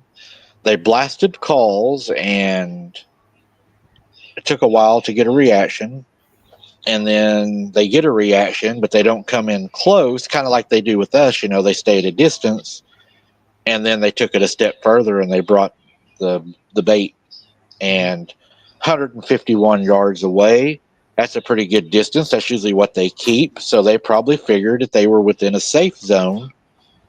And when he walks out there, you know, smack, you know, he just drops. And I can picture, you know, they're intelligent. They're going to be angry because they're going to be like, man, these people brought us food out here and then shot him over it. You know, he went out there to eat and then they shot him. Yeah. But the one holding the pig head up, yeah, that was definitely, it was saying, you're ours. You think that was the leader too? Mm-hmm. Yeah, and it let out the war cry and then threw the rock because it knew where they were. It was just trying to get them to show themselves. Mm-hmm. It was like, show yourself and it'll be over quick. Mm-hmm. Yeah, because if he would have bashed somebody with one of them rocks, you probably would have made a noise or moved. Mm-hmm. They knew the approximate location of where those guys were. Right. You know, I even thought to myself, you know, yeah, they had good rifles, but they had the wrong rifles. Mm-hmm. They had bolt actions. Yeah. And you're facing a pack. You don't want a bolt action when you're facing a pack. No. You know. And they're probably willing to lose a few to get you. Mm-hmm. Oh yeah, it would be nothing. You know. And that's even if it's a one shot, one kill too. I mean, when you're scared and you're out there and you've got something coming at you, it's a whole different game. And then if you got which I would imagine they had a pretty high powered scope on their rifle, the closer they get, the more distorted they're going to be too through a scope. You're not going to be able to use your scope as well. Right. That and you said that they were in ghillie suits, right? Yeah. Well, no matter what kind of creature it was, they're intelligent. One, two, they have better senses than we do. So I'm sure these creatures, whatever they were, could smell them even in the ghillie suit, even if they had messed their stuff, even if the wind was in their favor, they still could see them, smell them, even in all that stuff. But I guess to my question is why would you want to off one? That's just looking for trouble. Even I mean, baiting them is one thing, but offing one is. There's a lot of people out there though that Oh, have I that know, I mindset. know, I know. But wow, I'm just like, You get a lot of trophy hunters, you know. oh yeah, They yeah. believe that, you know, a body is proof. They want to be the first one to bring in that body and have the proof, but they don't want to admit that other people have done that before them and didn't work. It does not end well. But also, in their defense, sort of, they didn't know what they were facing. Sure. Right. So when push comes to shove, when you're backed into a corner, basically, um, the the dad did uh, did do a lot of things right until he ejected the casing. Um, that there was fight or flight. At that moment, they should have just backed out. They should have just tried to back out and flee at that point, um, because the damage was already done. And then what they should have done afterwards, should have done a little bit of research to find out uh, about what they saw, and then tried to make peace with some sort of offering, maybe, and not just one, but many, so that you're trying to show remorse. Uh, I mean, that's what I would have done. Um, and to this day, they probably still could do that, but they really need to check with their elders to see what the proper way of doing stuff would be. Yeah, because you know they're angry. I mean, they have to be angry. I mean, you watch, you know, one of your friends or family member just get dropped while they sit there eating. You know, I They're mean, not going to get rid of them. They're not going to get rid of them. The if they were to even wipe out half of them, um, the word will get around to other clans of those things, and they're just going to keep coming in numbers. So it was almost like the dad was wanting to take another one, is why he was putting that other shell in. It's like I think he was going to try to take the leader. That's what I think. well, I think what was going through his head was he was reverting back to Vietnam and being in a situation where uh, you take out one. If you got a whole bunch sneaking up on you, if you take out one, the others are going to back off and they're going to regroup. So he was probably thinking, I might buy us some time. Or at least buy his son some time. Yeah, Yeah, because he even told these kids, you know, when you run for the truck, if I don't make it, don't wait for me. Just Right. go. Just Drive. go. Ugh. And you know, it's probably not going to be fast if they get you. right. You know, No, it's not if gonna. you saw the pig head. Yeah. I would hope that it would be fast if they got me. You know, I don't want to be drug off somewhere and tortured, or that'd be one of my fears for sure. And So not knowing what those things are capable of doing to a full extent, yeah. you don't want to take the chance of killing one. It's scary. What do you think, Christy? You ready to go hunt some of them now? Hunt them? No, I don't want to hunt. Or not hunt? I should say, like, seek them out, find them. Well, I don't know. You know, I second guess myself sometimes after I do a live or boots on the ground. I'm like, should I really have been down there? You know, it's those afterthoughts. You know, like, should I have done that? You know, Hindsight's 2020, right? probably shouldn't have pushed that hard. And how deep that ditch was I found the other night. I mean, that thing was deep. Mhm. Can you imagine something coming up? Goofy. It wanted you in that water. That's what we have to look forward to at this new area.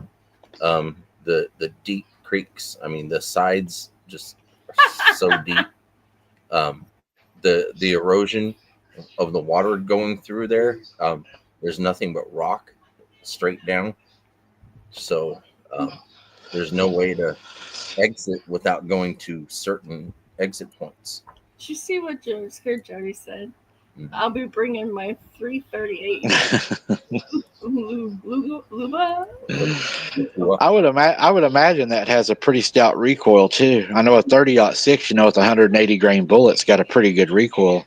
Imagine that 338. That's probably pushing what, over a 200 grain bullet at probably 30-06 speed. So I'm just gonna throw this out there. Not gonna be carrying pew pew. Not against them. I'm not gonna carry one. I carry a couple, but I don't plan on using it unless it just comes right down to it. Right. I hope that I never have to, but we also got wild hogs down there too, and those things I don't want to get ate by a pack of hogs. No. So you're just gonna go to dinner with a pack of hogs, right? Yeah, because there's like 30 and 40 of them in a pack down here, and they've killed over an 800-pound one down here. You know what they? You know what you have to do, right?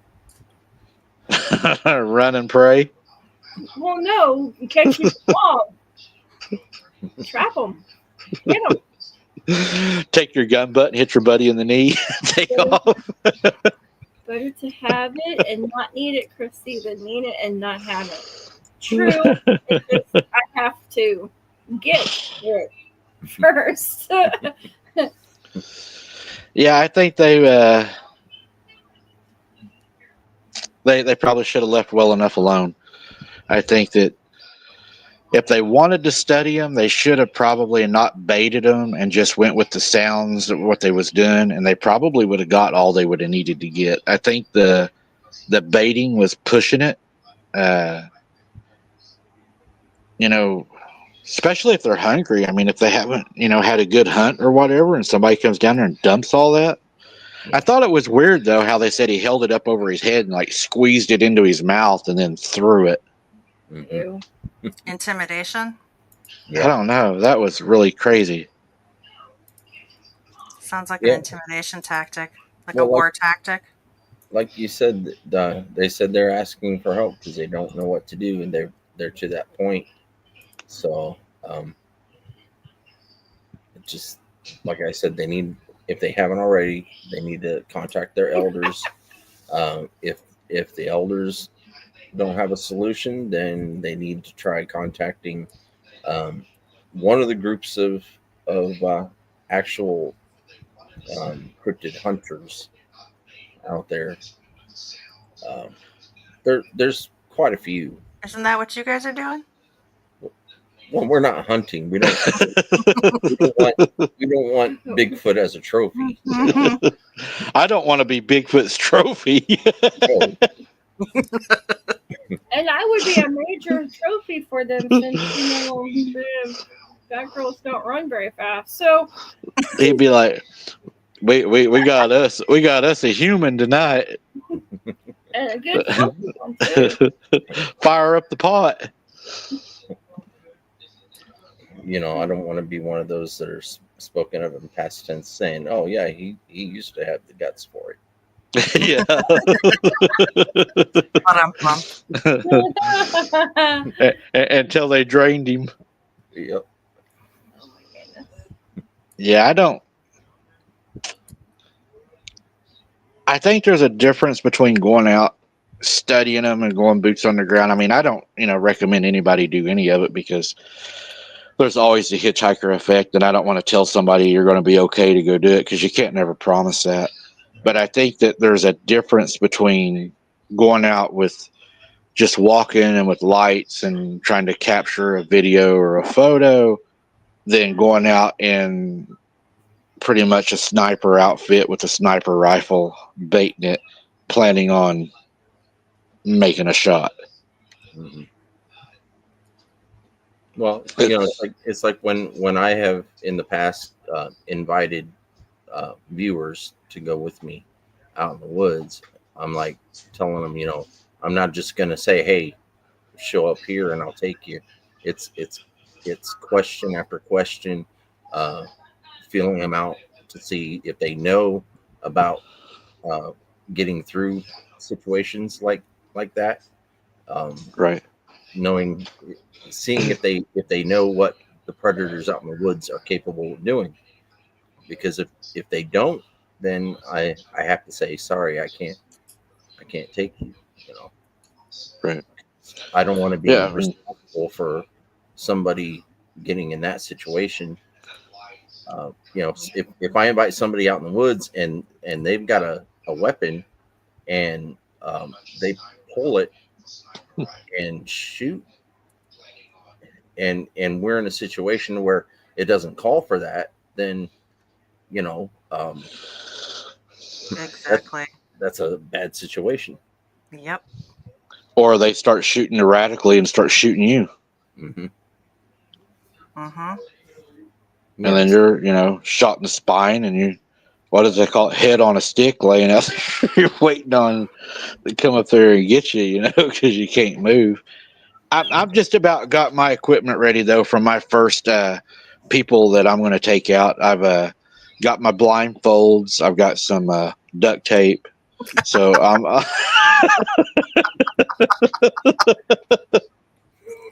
So are you saying that the date there, Michael? Well, I'm almost Again, that's ready. what I'm I think I'll probably be more ready around July when my corn finishes growing. Gotta have the corn. I'm going to tell you right now, this girl doesn't go out in July. First off, secondly, she doesn't let her. I can't go out when it's hot like that.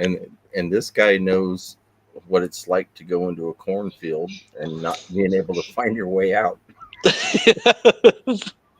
Yeah, that'd be scary. Mm-hmm. You have to keep in mind, Mike, he was raised in Iowa.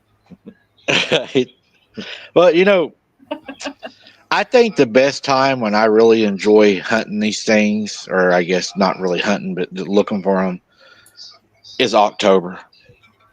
Yeah. That's probably around my favorite time. Right Under now, right now you have so much underbrush. You've got the trees are greened out. They have so many places to hide. You've got the snakes, you've got the ticks, you got the mosquitoes.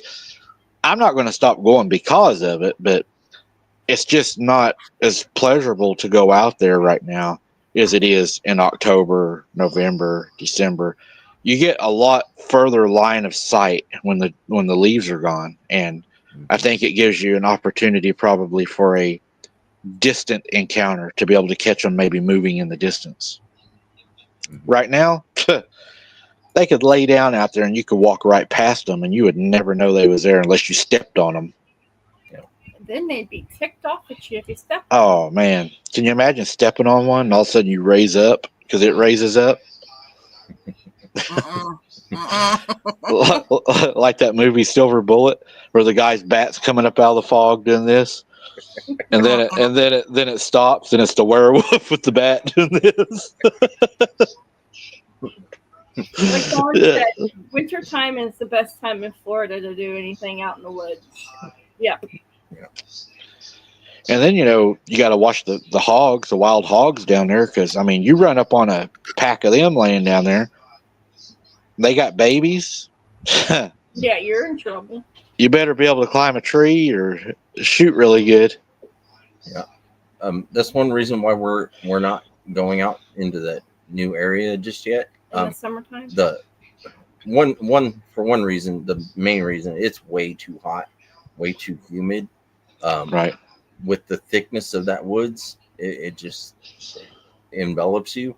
But on half of their property, they have trails mowed, so we could go out there and do a taping. We probably won't be able to do a live because there's not very good service out there, but Right. do a taping in the areas where they normally walk, because they get all kinds of stuff on trail cam out there for that.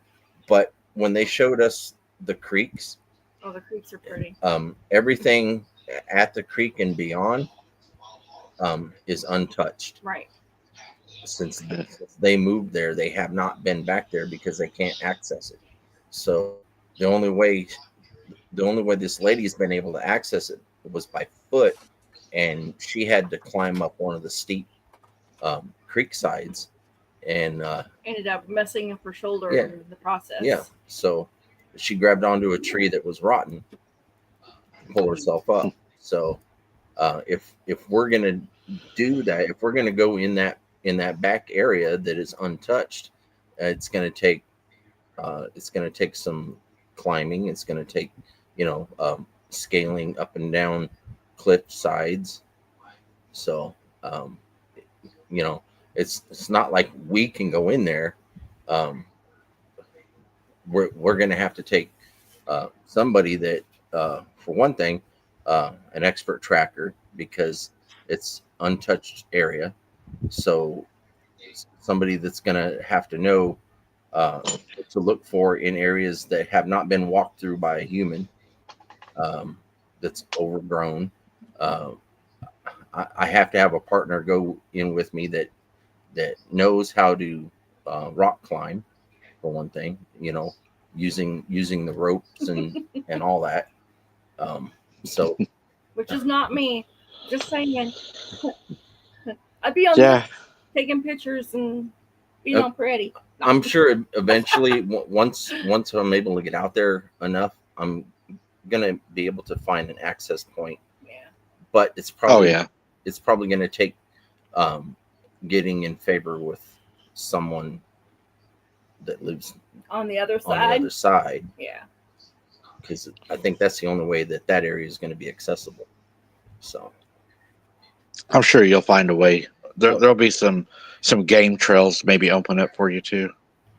Oh yeah. But that day that we went out there, and I kid you not, what did she say that I walked about a mile? Mm-hmm. Me, walked about a mile, and the humidity, and yeah, I don't. I had a heck of a time. I actually did not feel good afterwards. Yeah. You have to keep in mind, like I said, the medication that I take does not allow me, or it highly disagrees with direct sunlight. So yeah, you definitely don't want to get out there and overheat yourself for sure. I think I did, but it's probably because she's a vampire. But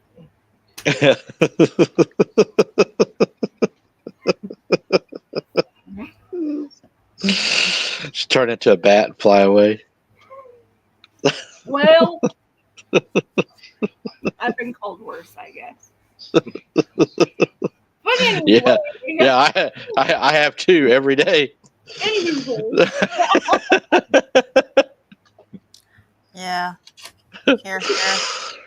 But this lady also says that she's got an unbelievable amount of timber rattlers on the property. Yeah.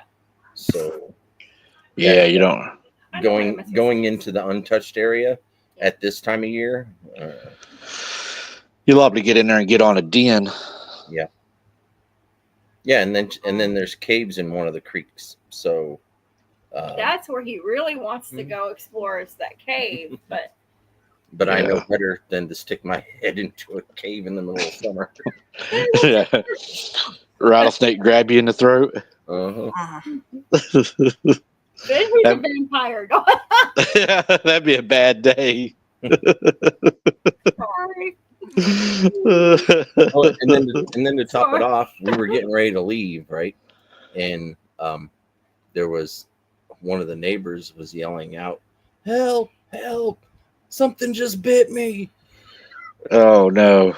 So yeah, she had to go check on him. So I thought you were gonna say so we just hurried up and left.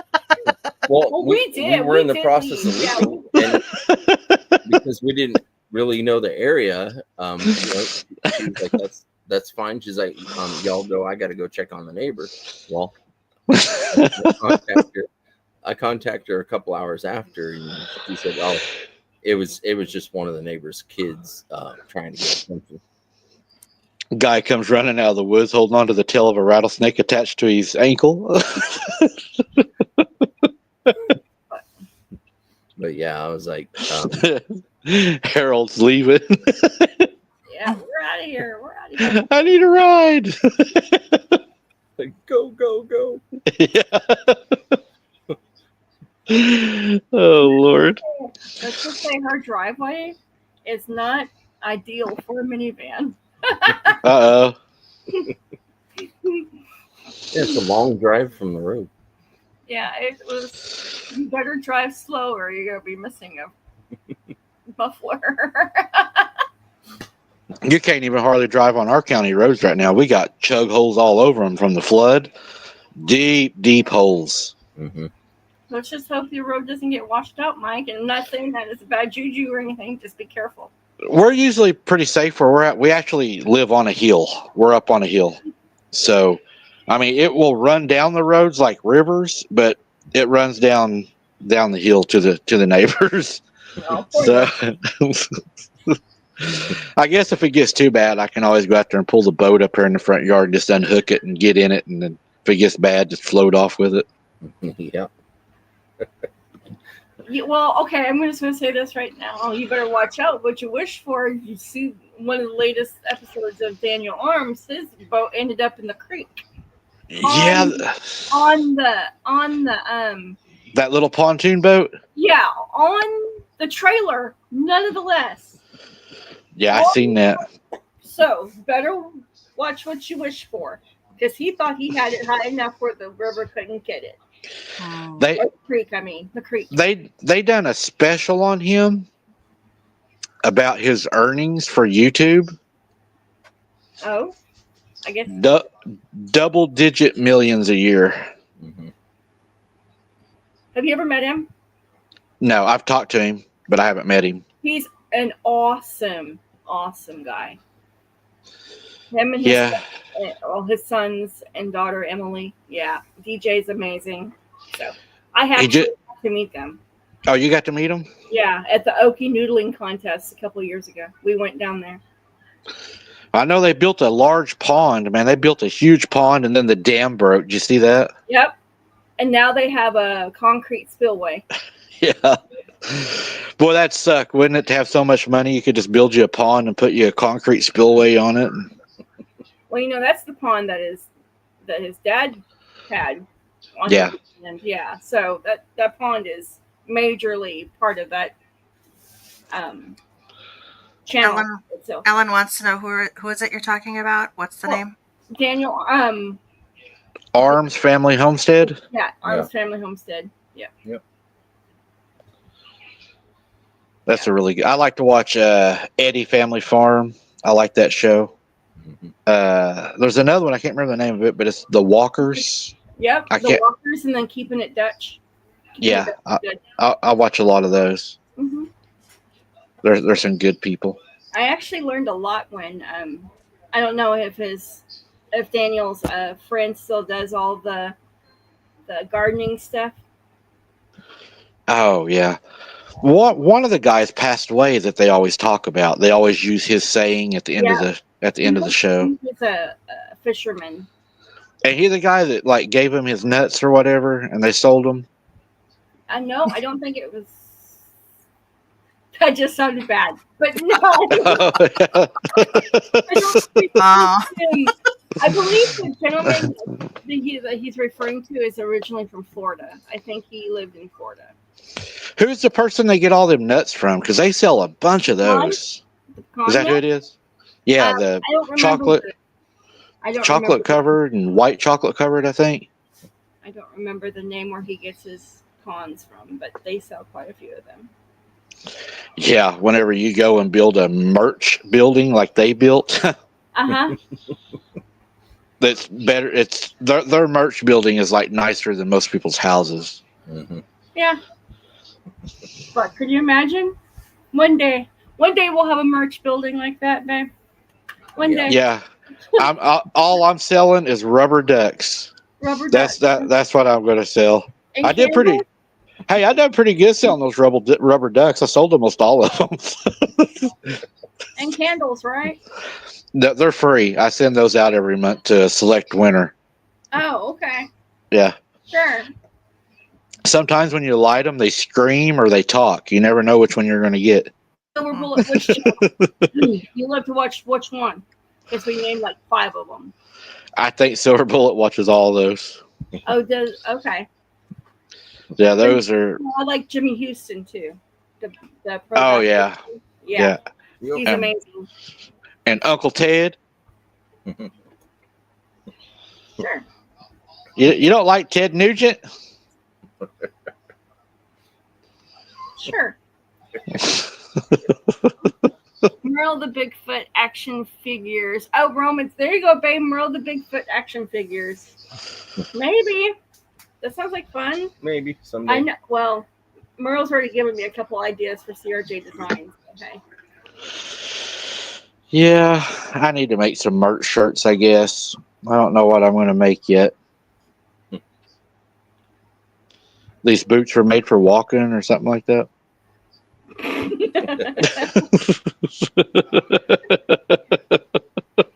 I gave you a couple ideas today. Yeah. I found my birthday cake. So this is really what I want for my birthday. Oh. Nice. Oh, yeah. That looks good. You better start on it, Christy. Shoot. I ain't gonna make no cake like that. We might have a friend down in Lawton to get that done.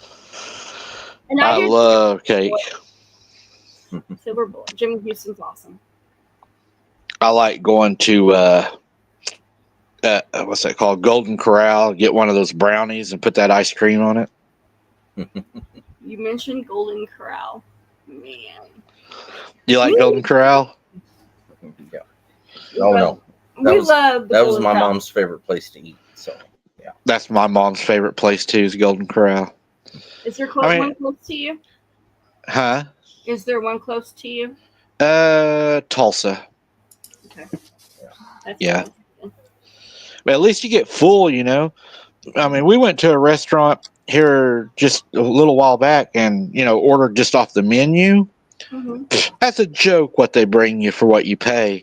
I mean, whenever you walk out of a place still hungry after you pay that amount of money, I go to the buffets, man. Get that fried chicken, shrimp. When you have 5 people that live in the house and 3 of them are dudes, you go to a buffet. What? I said you go to a buffet. I'm calling all the boys piggies. Hey, the buffets where all the healthy people eat. Exactly. We're healthy. We're Clydesdales. I just don't know why they give you such little plates, because I hate to get up and make that many trips. Why don't you just pile it on like Elf? Yeah. Well, they was doing a show the other night that was talking about how do buffets stay in business. And this lady said that there's actually a technique to it. They put all their high starch foods the closest to the entrance So everybody eats the high starch foods, then the shrimp and the steak and all that's put at the back because most people, as they eat, they get full. They don't want to walk as far to get their food, so they'll walk up there and grab the closest things, which are the potatoes and everything. It fills them up real fast. Not me. I go for the salad first. I'm not kidding. I do. I make a salad, and I usually get the shrimp. I love shrimp. Of course, I get steak, and I'll eat chicken, and I love pea salad. If my kids were out here and you said something about Golden Corral and they heard you, if Connor were to hear you right now, which I don't know, I think he might have his headset on, he might be playing games, but they can tell you exactly what I get when I go to the Golden Corral. He'd be saying, "Oh yeah." Word for word. They know exactly what I'm going to get when I walk in there. I don't hardly ever change it up. I always hit the shrimp and the mushrooms. Yeah, he likes mushrooms. Mm-hmm. I do too. I love mushrooms. My mom goes for the roast and potatoes. That's what she likes. How about you, Jess? You're awfully quiet. I have not eaten at a Golden Corral since I was probably like 17, maybe 18. And Golly, that's like 50 years. Shut up! It isn't not. yeah, good night, everyone. Jess, come back. They had Golden Corrals back then. Get 'em, Jess. And then we would leave there and we'd go shop at Toys R Us. Yeah, there was Toys R Us then too. That was my favorite hangout. Where else would we go get our Legos from? Yeah, that's where I get my clay from. I'm going to buy you some clay. You can start making models for the show while we do it. And then we can like, then we can fire them and we'll auction them off. But we'll do like another show before we auction them off. It'll be called "You Have to Guess What This Is." Hey Jess, can you send me the critters that you make? The what? The Squatch critters, the crocheted. Send you a picture of it, or send me one. Can you make one for me? I'll sure. pay for it. What color would you like? Purple. Merle. So like a light sandy color. Okay. I'll send you some money for it. Okay. She wants a purple one. I do not want a purple one. I was gonna say I can make a purple one too. I can make any color you want. Nope, I don't do purple. With an umbrella. How about this, Jess? You make me a little Scotchy friend. I'll send you a couple of wood burn things with your arcane. Okay. Deal? Deal. I can send you a turtle if you want one. We got a bunch of those running around out here in the yard. We had a turtle in our yard the other day. Yeah. We named it Michelangelo. Turtle. Michelangelo? Yeah. Something bit the back of his shell off, but yeah. he almost is a half shell. Ow. It's deep, y'all. Sounds like he's been fighting the lawnmower. Should have taken out that turtle power. Turtle power, yeah. He actually fought Shredder. Oh my goodness. Yep. He went to tiki mode. It was a little snapping turtle though. So I was like, no, we're not keeping this thing. No. Yeah.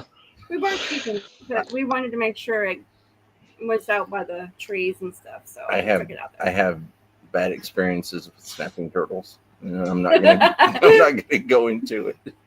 Did he have red eyes? Didn't look at his eyes. Whenever I was little, every now and then we would catch one, and man, they would have red eyes. And we had in my backyard, we used to have ducks, and my dad got rid of all the ducks, so we started painting the turtles white. and we would put them back there where the fence was at. We had like 50 of them things back there. We had alligator snappers and all them, and we would go out there and feed them, and we catch those June bugs. We called them eye knockers, and we'd go feed them. We'd throw them dog food and had them trained. I mean, you could walk out there with food, and they would all come running to you like they knew you were coming to feed them. Well, that's how you train animals, with food. Yeah. They was ready. I just figured they'd be dumb because they was turtles, but no, they were pretty smart. No, they like pizza. There was an old man that lived just across the pasture from us in town. He would give you $10 per snapping turtle, and he would nail them to his tree and skin them, and he would eat them things. He loved them. Mm-hmm. So when we needed money, we'd go pick out one and take it to him, so we could go buy some BBs or CO2 cartridges. We'd run out of those. Hi, Darcy. I thought I'd say hi to her. It's kind of like that Bigfoot AI going around. Be nice about the AI Bigfoots. Hello, Gary. Yeah, we do, Gary. We got some huge ones. My buddy caught one. I think I sent Jesse the video of it. It was over 100 pounds. This thing was huge. I sent you that? Yeah, I think so. Yeah, he drug it out of the creek. It was huge. That old man used to tell us, though, he's like, there's 7 different kinds of meat on one of them, boy. Oh, my goodness. But he loved them. I mean, he was just as happy to get them as most people were a steak. It probably to them taste like steak. I guess maybe one part of it. Maybe tastes chicken. Ellen says that alligator snapping turtles are protected in Texas. Illegal to kill one. Oh, wow. Yeah. Hey, Carl, I have a question for you. What's up? You used to see a lot more of them than you do now. When we go to the Golden Corral, son, Yep. what's my order? Usually you start out with a salad. Mm-hmm. Then you go into like the fried cafe. Uh-huh. And then you try to get a steak. Try. And if they don't have one the way you like it, then you just say, okay. And then you probably go get a little bit of dessert. Maybe if you're not already full. Yeah. And then you missed 2 important things. You drink. Well, besides that. Unsweetened tea with lemon. Yeah. But what's the 2 most important things? Silverware? No. Fried okra. Oh, shit. I forgot about that. And mashed potatoes and gravy. Yep. I forgot those 2 things. So she gets it with a little bit of fried chicken. Fried chicken. That was the other one. Or chicken tenders or whatever. It's a top. So what does Connor go for? Whatever he can. I do go to the chicken tenders and I get 2 little mini waffles, and so I can have chicken and waffles. So yeah, he's all over the place though. He'll go eat whatever he wants. I'll go get a slice of pizza and some French fries, and I'll be like, hell yeah. What about do you ever get the pea salad? No. They don't like peas. I think I'm the only one here that likes peas. Oh, wow. If there's snap peas, I'll put them in my salad if they have them. They do have good pizza. I've ate their pizza there before. Hi, Jason. Yeah. I like their pizza is mac and actually pretty cheese. darn good. Oh, and their mac and cheese. And the mac and cheese, yeah. I've had Once that. in a while, I'll get some mac and cheese. And then Mom, for her dessert, she normally gets gummy bears because she knows they're over by the ice cream, and she doesn't. Get you some of that yard bird. Turkey? Yeah. Chicken. Turkey can be a yard bird too. You can just pull out your bow and just go. Okay. You get a lot more on the leg. Yeah. Are y'all hungry? No, we're not hungry. It's just we were mentioning golden crown earlier, Roman, and I know. normally that's what I They get. used to have a place we used to love to go. It was Casa Bonita. Casa Bonita? Yeah. From like South Park, Casa Bonita? Oh no, Tulsa. Oh, wait a minute. I heard Casa Bonita, I was like, wait a minute. Probably before he was born, or he was really little, probably. We don't normally go to Tulsa, and you have to keep in mind when the kids were little, they lived in Minnesota. So Yeah. Oh, Probably Minnesota. Minnesota accent come out when I'm talking, but it has to come naturally. go away. Or it just doesn't sound right. Kind of like Jessie when she says her T's, they sound like D's. She's like water, Soda. water. Soda. Wash your face.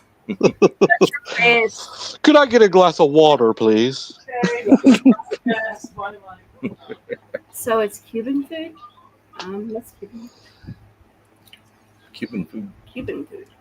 No. Well, Christy, you're going to be happy. I don't have anything else tonight, so you get to get off early. It's only been 2.5 hours. Only 2.5 hours. Yeah. My Time leg flies. Time flies when you're having fun. Yeah, just don't get up and fall. I probably will. Earthquake! Sometimes when I get up, I can't feel my toes. Yeah, that would nope. I think I broke my toe the other night. I was walking through here and I caught my little toe on the side of the couch. Did it feel good? Oh, it makes you just want to sit down on the floor and just like start beating the couch. What would that prove? It made me feel better. It ripped my toenail half off. It hurt. Gross. Yeah, I had a bloody sock. Ew. And I'm not saying it like Australian either. It was actually really bloody. What's his sock? Get me bloody socks.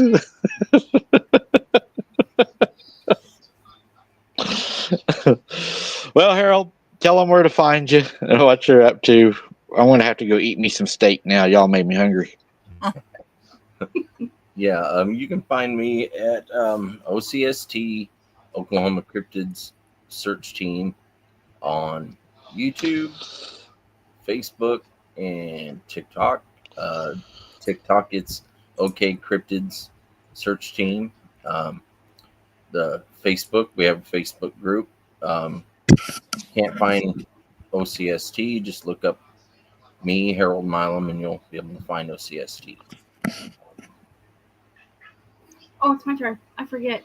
My stuff is only on YouTube and on Facebook.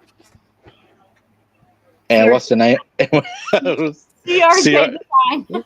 Sorry, guys. I'm not used to plugging my stuff. Oh, Lord. Well, this wasn't such a bad one, I guess. It was a shorter story. It wasn't as long as, at least I didn't have to read so much. Well, I really hope they get some help, though. Yeah. Get some help.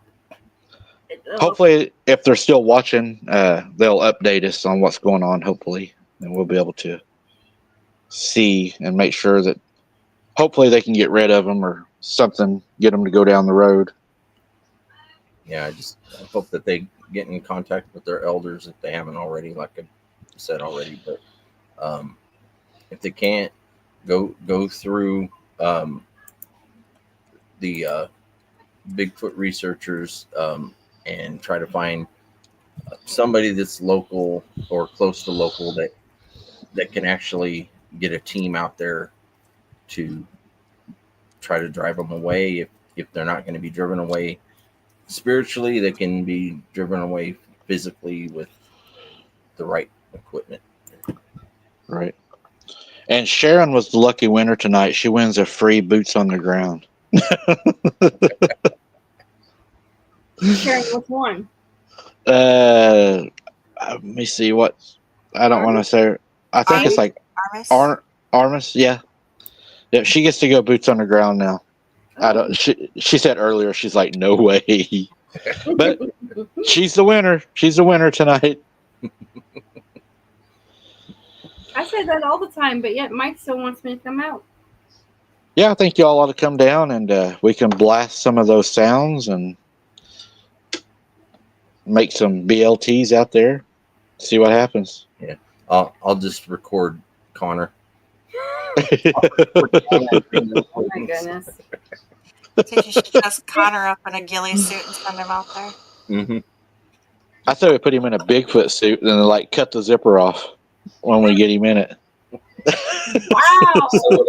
Yeah. Evil. I know. They're trying to hurt my boy. He'll be walking around out there. They'll be like, what's he doing? You really couldn't walk up to a campfire and ask somebody to help you get out of it. No. All you'd be able to hear is Yeah. And then the gun. Then you'd hear all the guns cocking. Big spotlights. Yeah, I think that would be one of the worst things anybody could do probably to some people investigating would be to dress up and try to scare them. Mhm. I think I saw that in a movie once or a TV show. That would be a bad idea. Get him, Billy Bob. Wasn't Well, there I a think- couple of kids on YouTube that got in trouble for dressing up as Bigfoot and going out in Maybe. the woods? I believe there was a couple of teenagers that were doing that and they got found out. Ain't They were no doing it way. They were doing it on purpose, like hoaxing, trying to. Yeah, they were making YouTube videos and they were actually going out and scaring campers. Stupid. Yeah. Well, You do Harold. stuff like that, you get what you deserve. Yeah, for sure. Well, Harold, I appreciate y'all showing up, but I'm going to let y'all run and I'm going to go eat some steak. I'm hungry.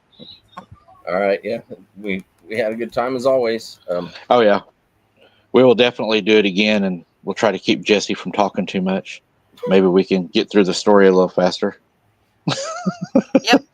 Jesse hasn't said much of nothing, and I'm kind of sad because Talking about stuff that I don't. Yeah. Anyways, go on. willpower. She's going to end up getting 8 one of these nights, and she doesn't want to think about it. They're going to start circling her. One of them come running out on a live with a pig head on it. You'll go viral, no doubt. I'm trying to find words to help you on that one. I don't know if that's how you would want to go viral, but I'm pretty sure it would. Especially somebody gets attacked live. I thought about at this point in time, I could probably be attacked by a Bigfoot, have the best coverage ever on my show and my channel, and I would still be called as a hoax, and No, I'd be on the nighttime news as a death in the woods, and I would still be called fake. So whatever. I don't care. Then they'd blame me. Then they'd blame me for it. Anyways. Yeah. Well, guys, I'm gonna let y'all run. We're gonna head out of here. We're gonna get something to eat, and don't forget Harold's on Wednesday nights, 8:00. Yep. Go over and see him. CRJ. I don't think she does any lives, but Not you yet. can go. I don't You have can. enough. If she's on live, she's on OCS. Yeah, I'm with him always. All right. Well, I'm gonna let y'all run. Thanks for showing up, guys. It's always a pleasure. It was fun. All right. Good night, guys. Night, Bye. guys. Night, everybody. Your turn. I'm hungry. Well, then I'll make it short and sweet. Thanks everybody for showing up. Thanks everyone for sticking around. Hope you all enjoyed this. And if you do have any other suggestions for the encounter, the people that are dealing with this, make sure you leave it in the comments afterwards. Leave a comment afterwards, anyways. So God bless everyone. Be safe. We'll see you next time. My belly done thinks my throat got cut. I've been sitting here starving. Belly button's rubbing a blister on my backbone. But guys, I appreciate y'all showing up tonight. We always appreciate y'all showing up. Means a lot to us. We couldn't do it without you. I know a lot of people didn't get notifications tonight. I got a lot of people saying they didn't get notifications. It's not our normal night. Friday night, 8:45, we will either be boots on the ground or alive. Right now, I'm going to say it's looking more like a sit down with all the rain that's coming, but we'll end up doing something. So, original time, I just don't know if we'll be in the woods or not, but I hope you all show up and we'll have a great night. Hunter, I love you more than anything in the world, buddy. Can't wait to see you. We got a lot of things to do, and I got a lot of things to give you, and just a lot of good memories to make, buddy. All right, guys, we're going to run out of here. Thank you all for showing up. Love you guys. God bless. Sleep well. Watch out for the storms tonight and the next few days. If you're in the path, be weather aware, and we'll see you on the next one. Good night. Bye.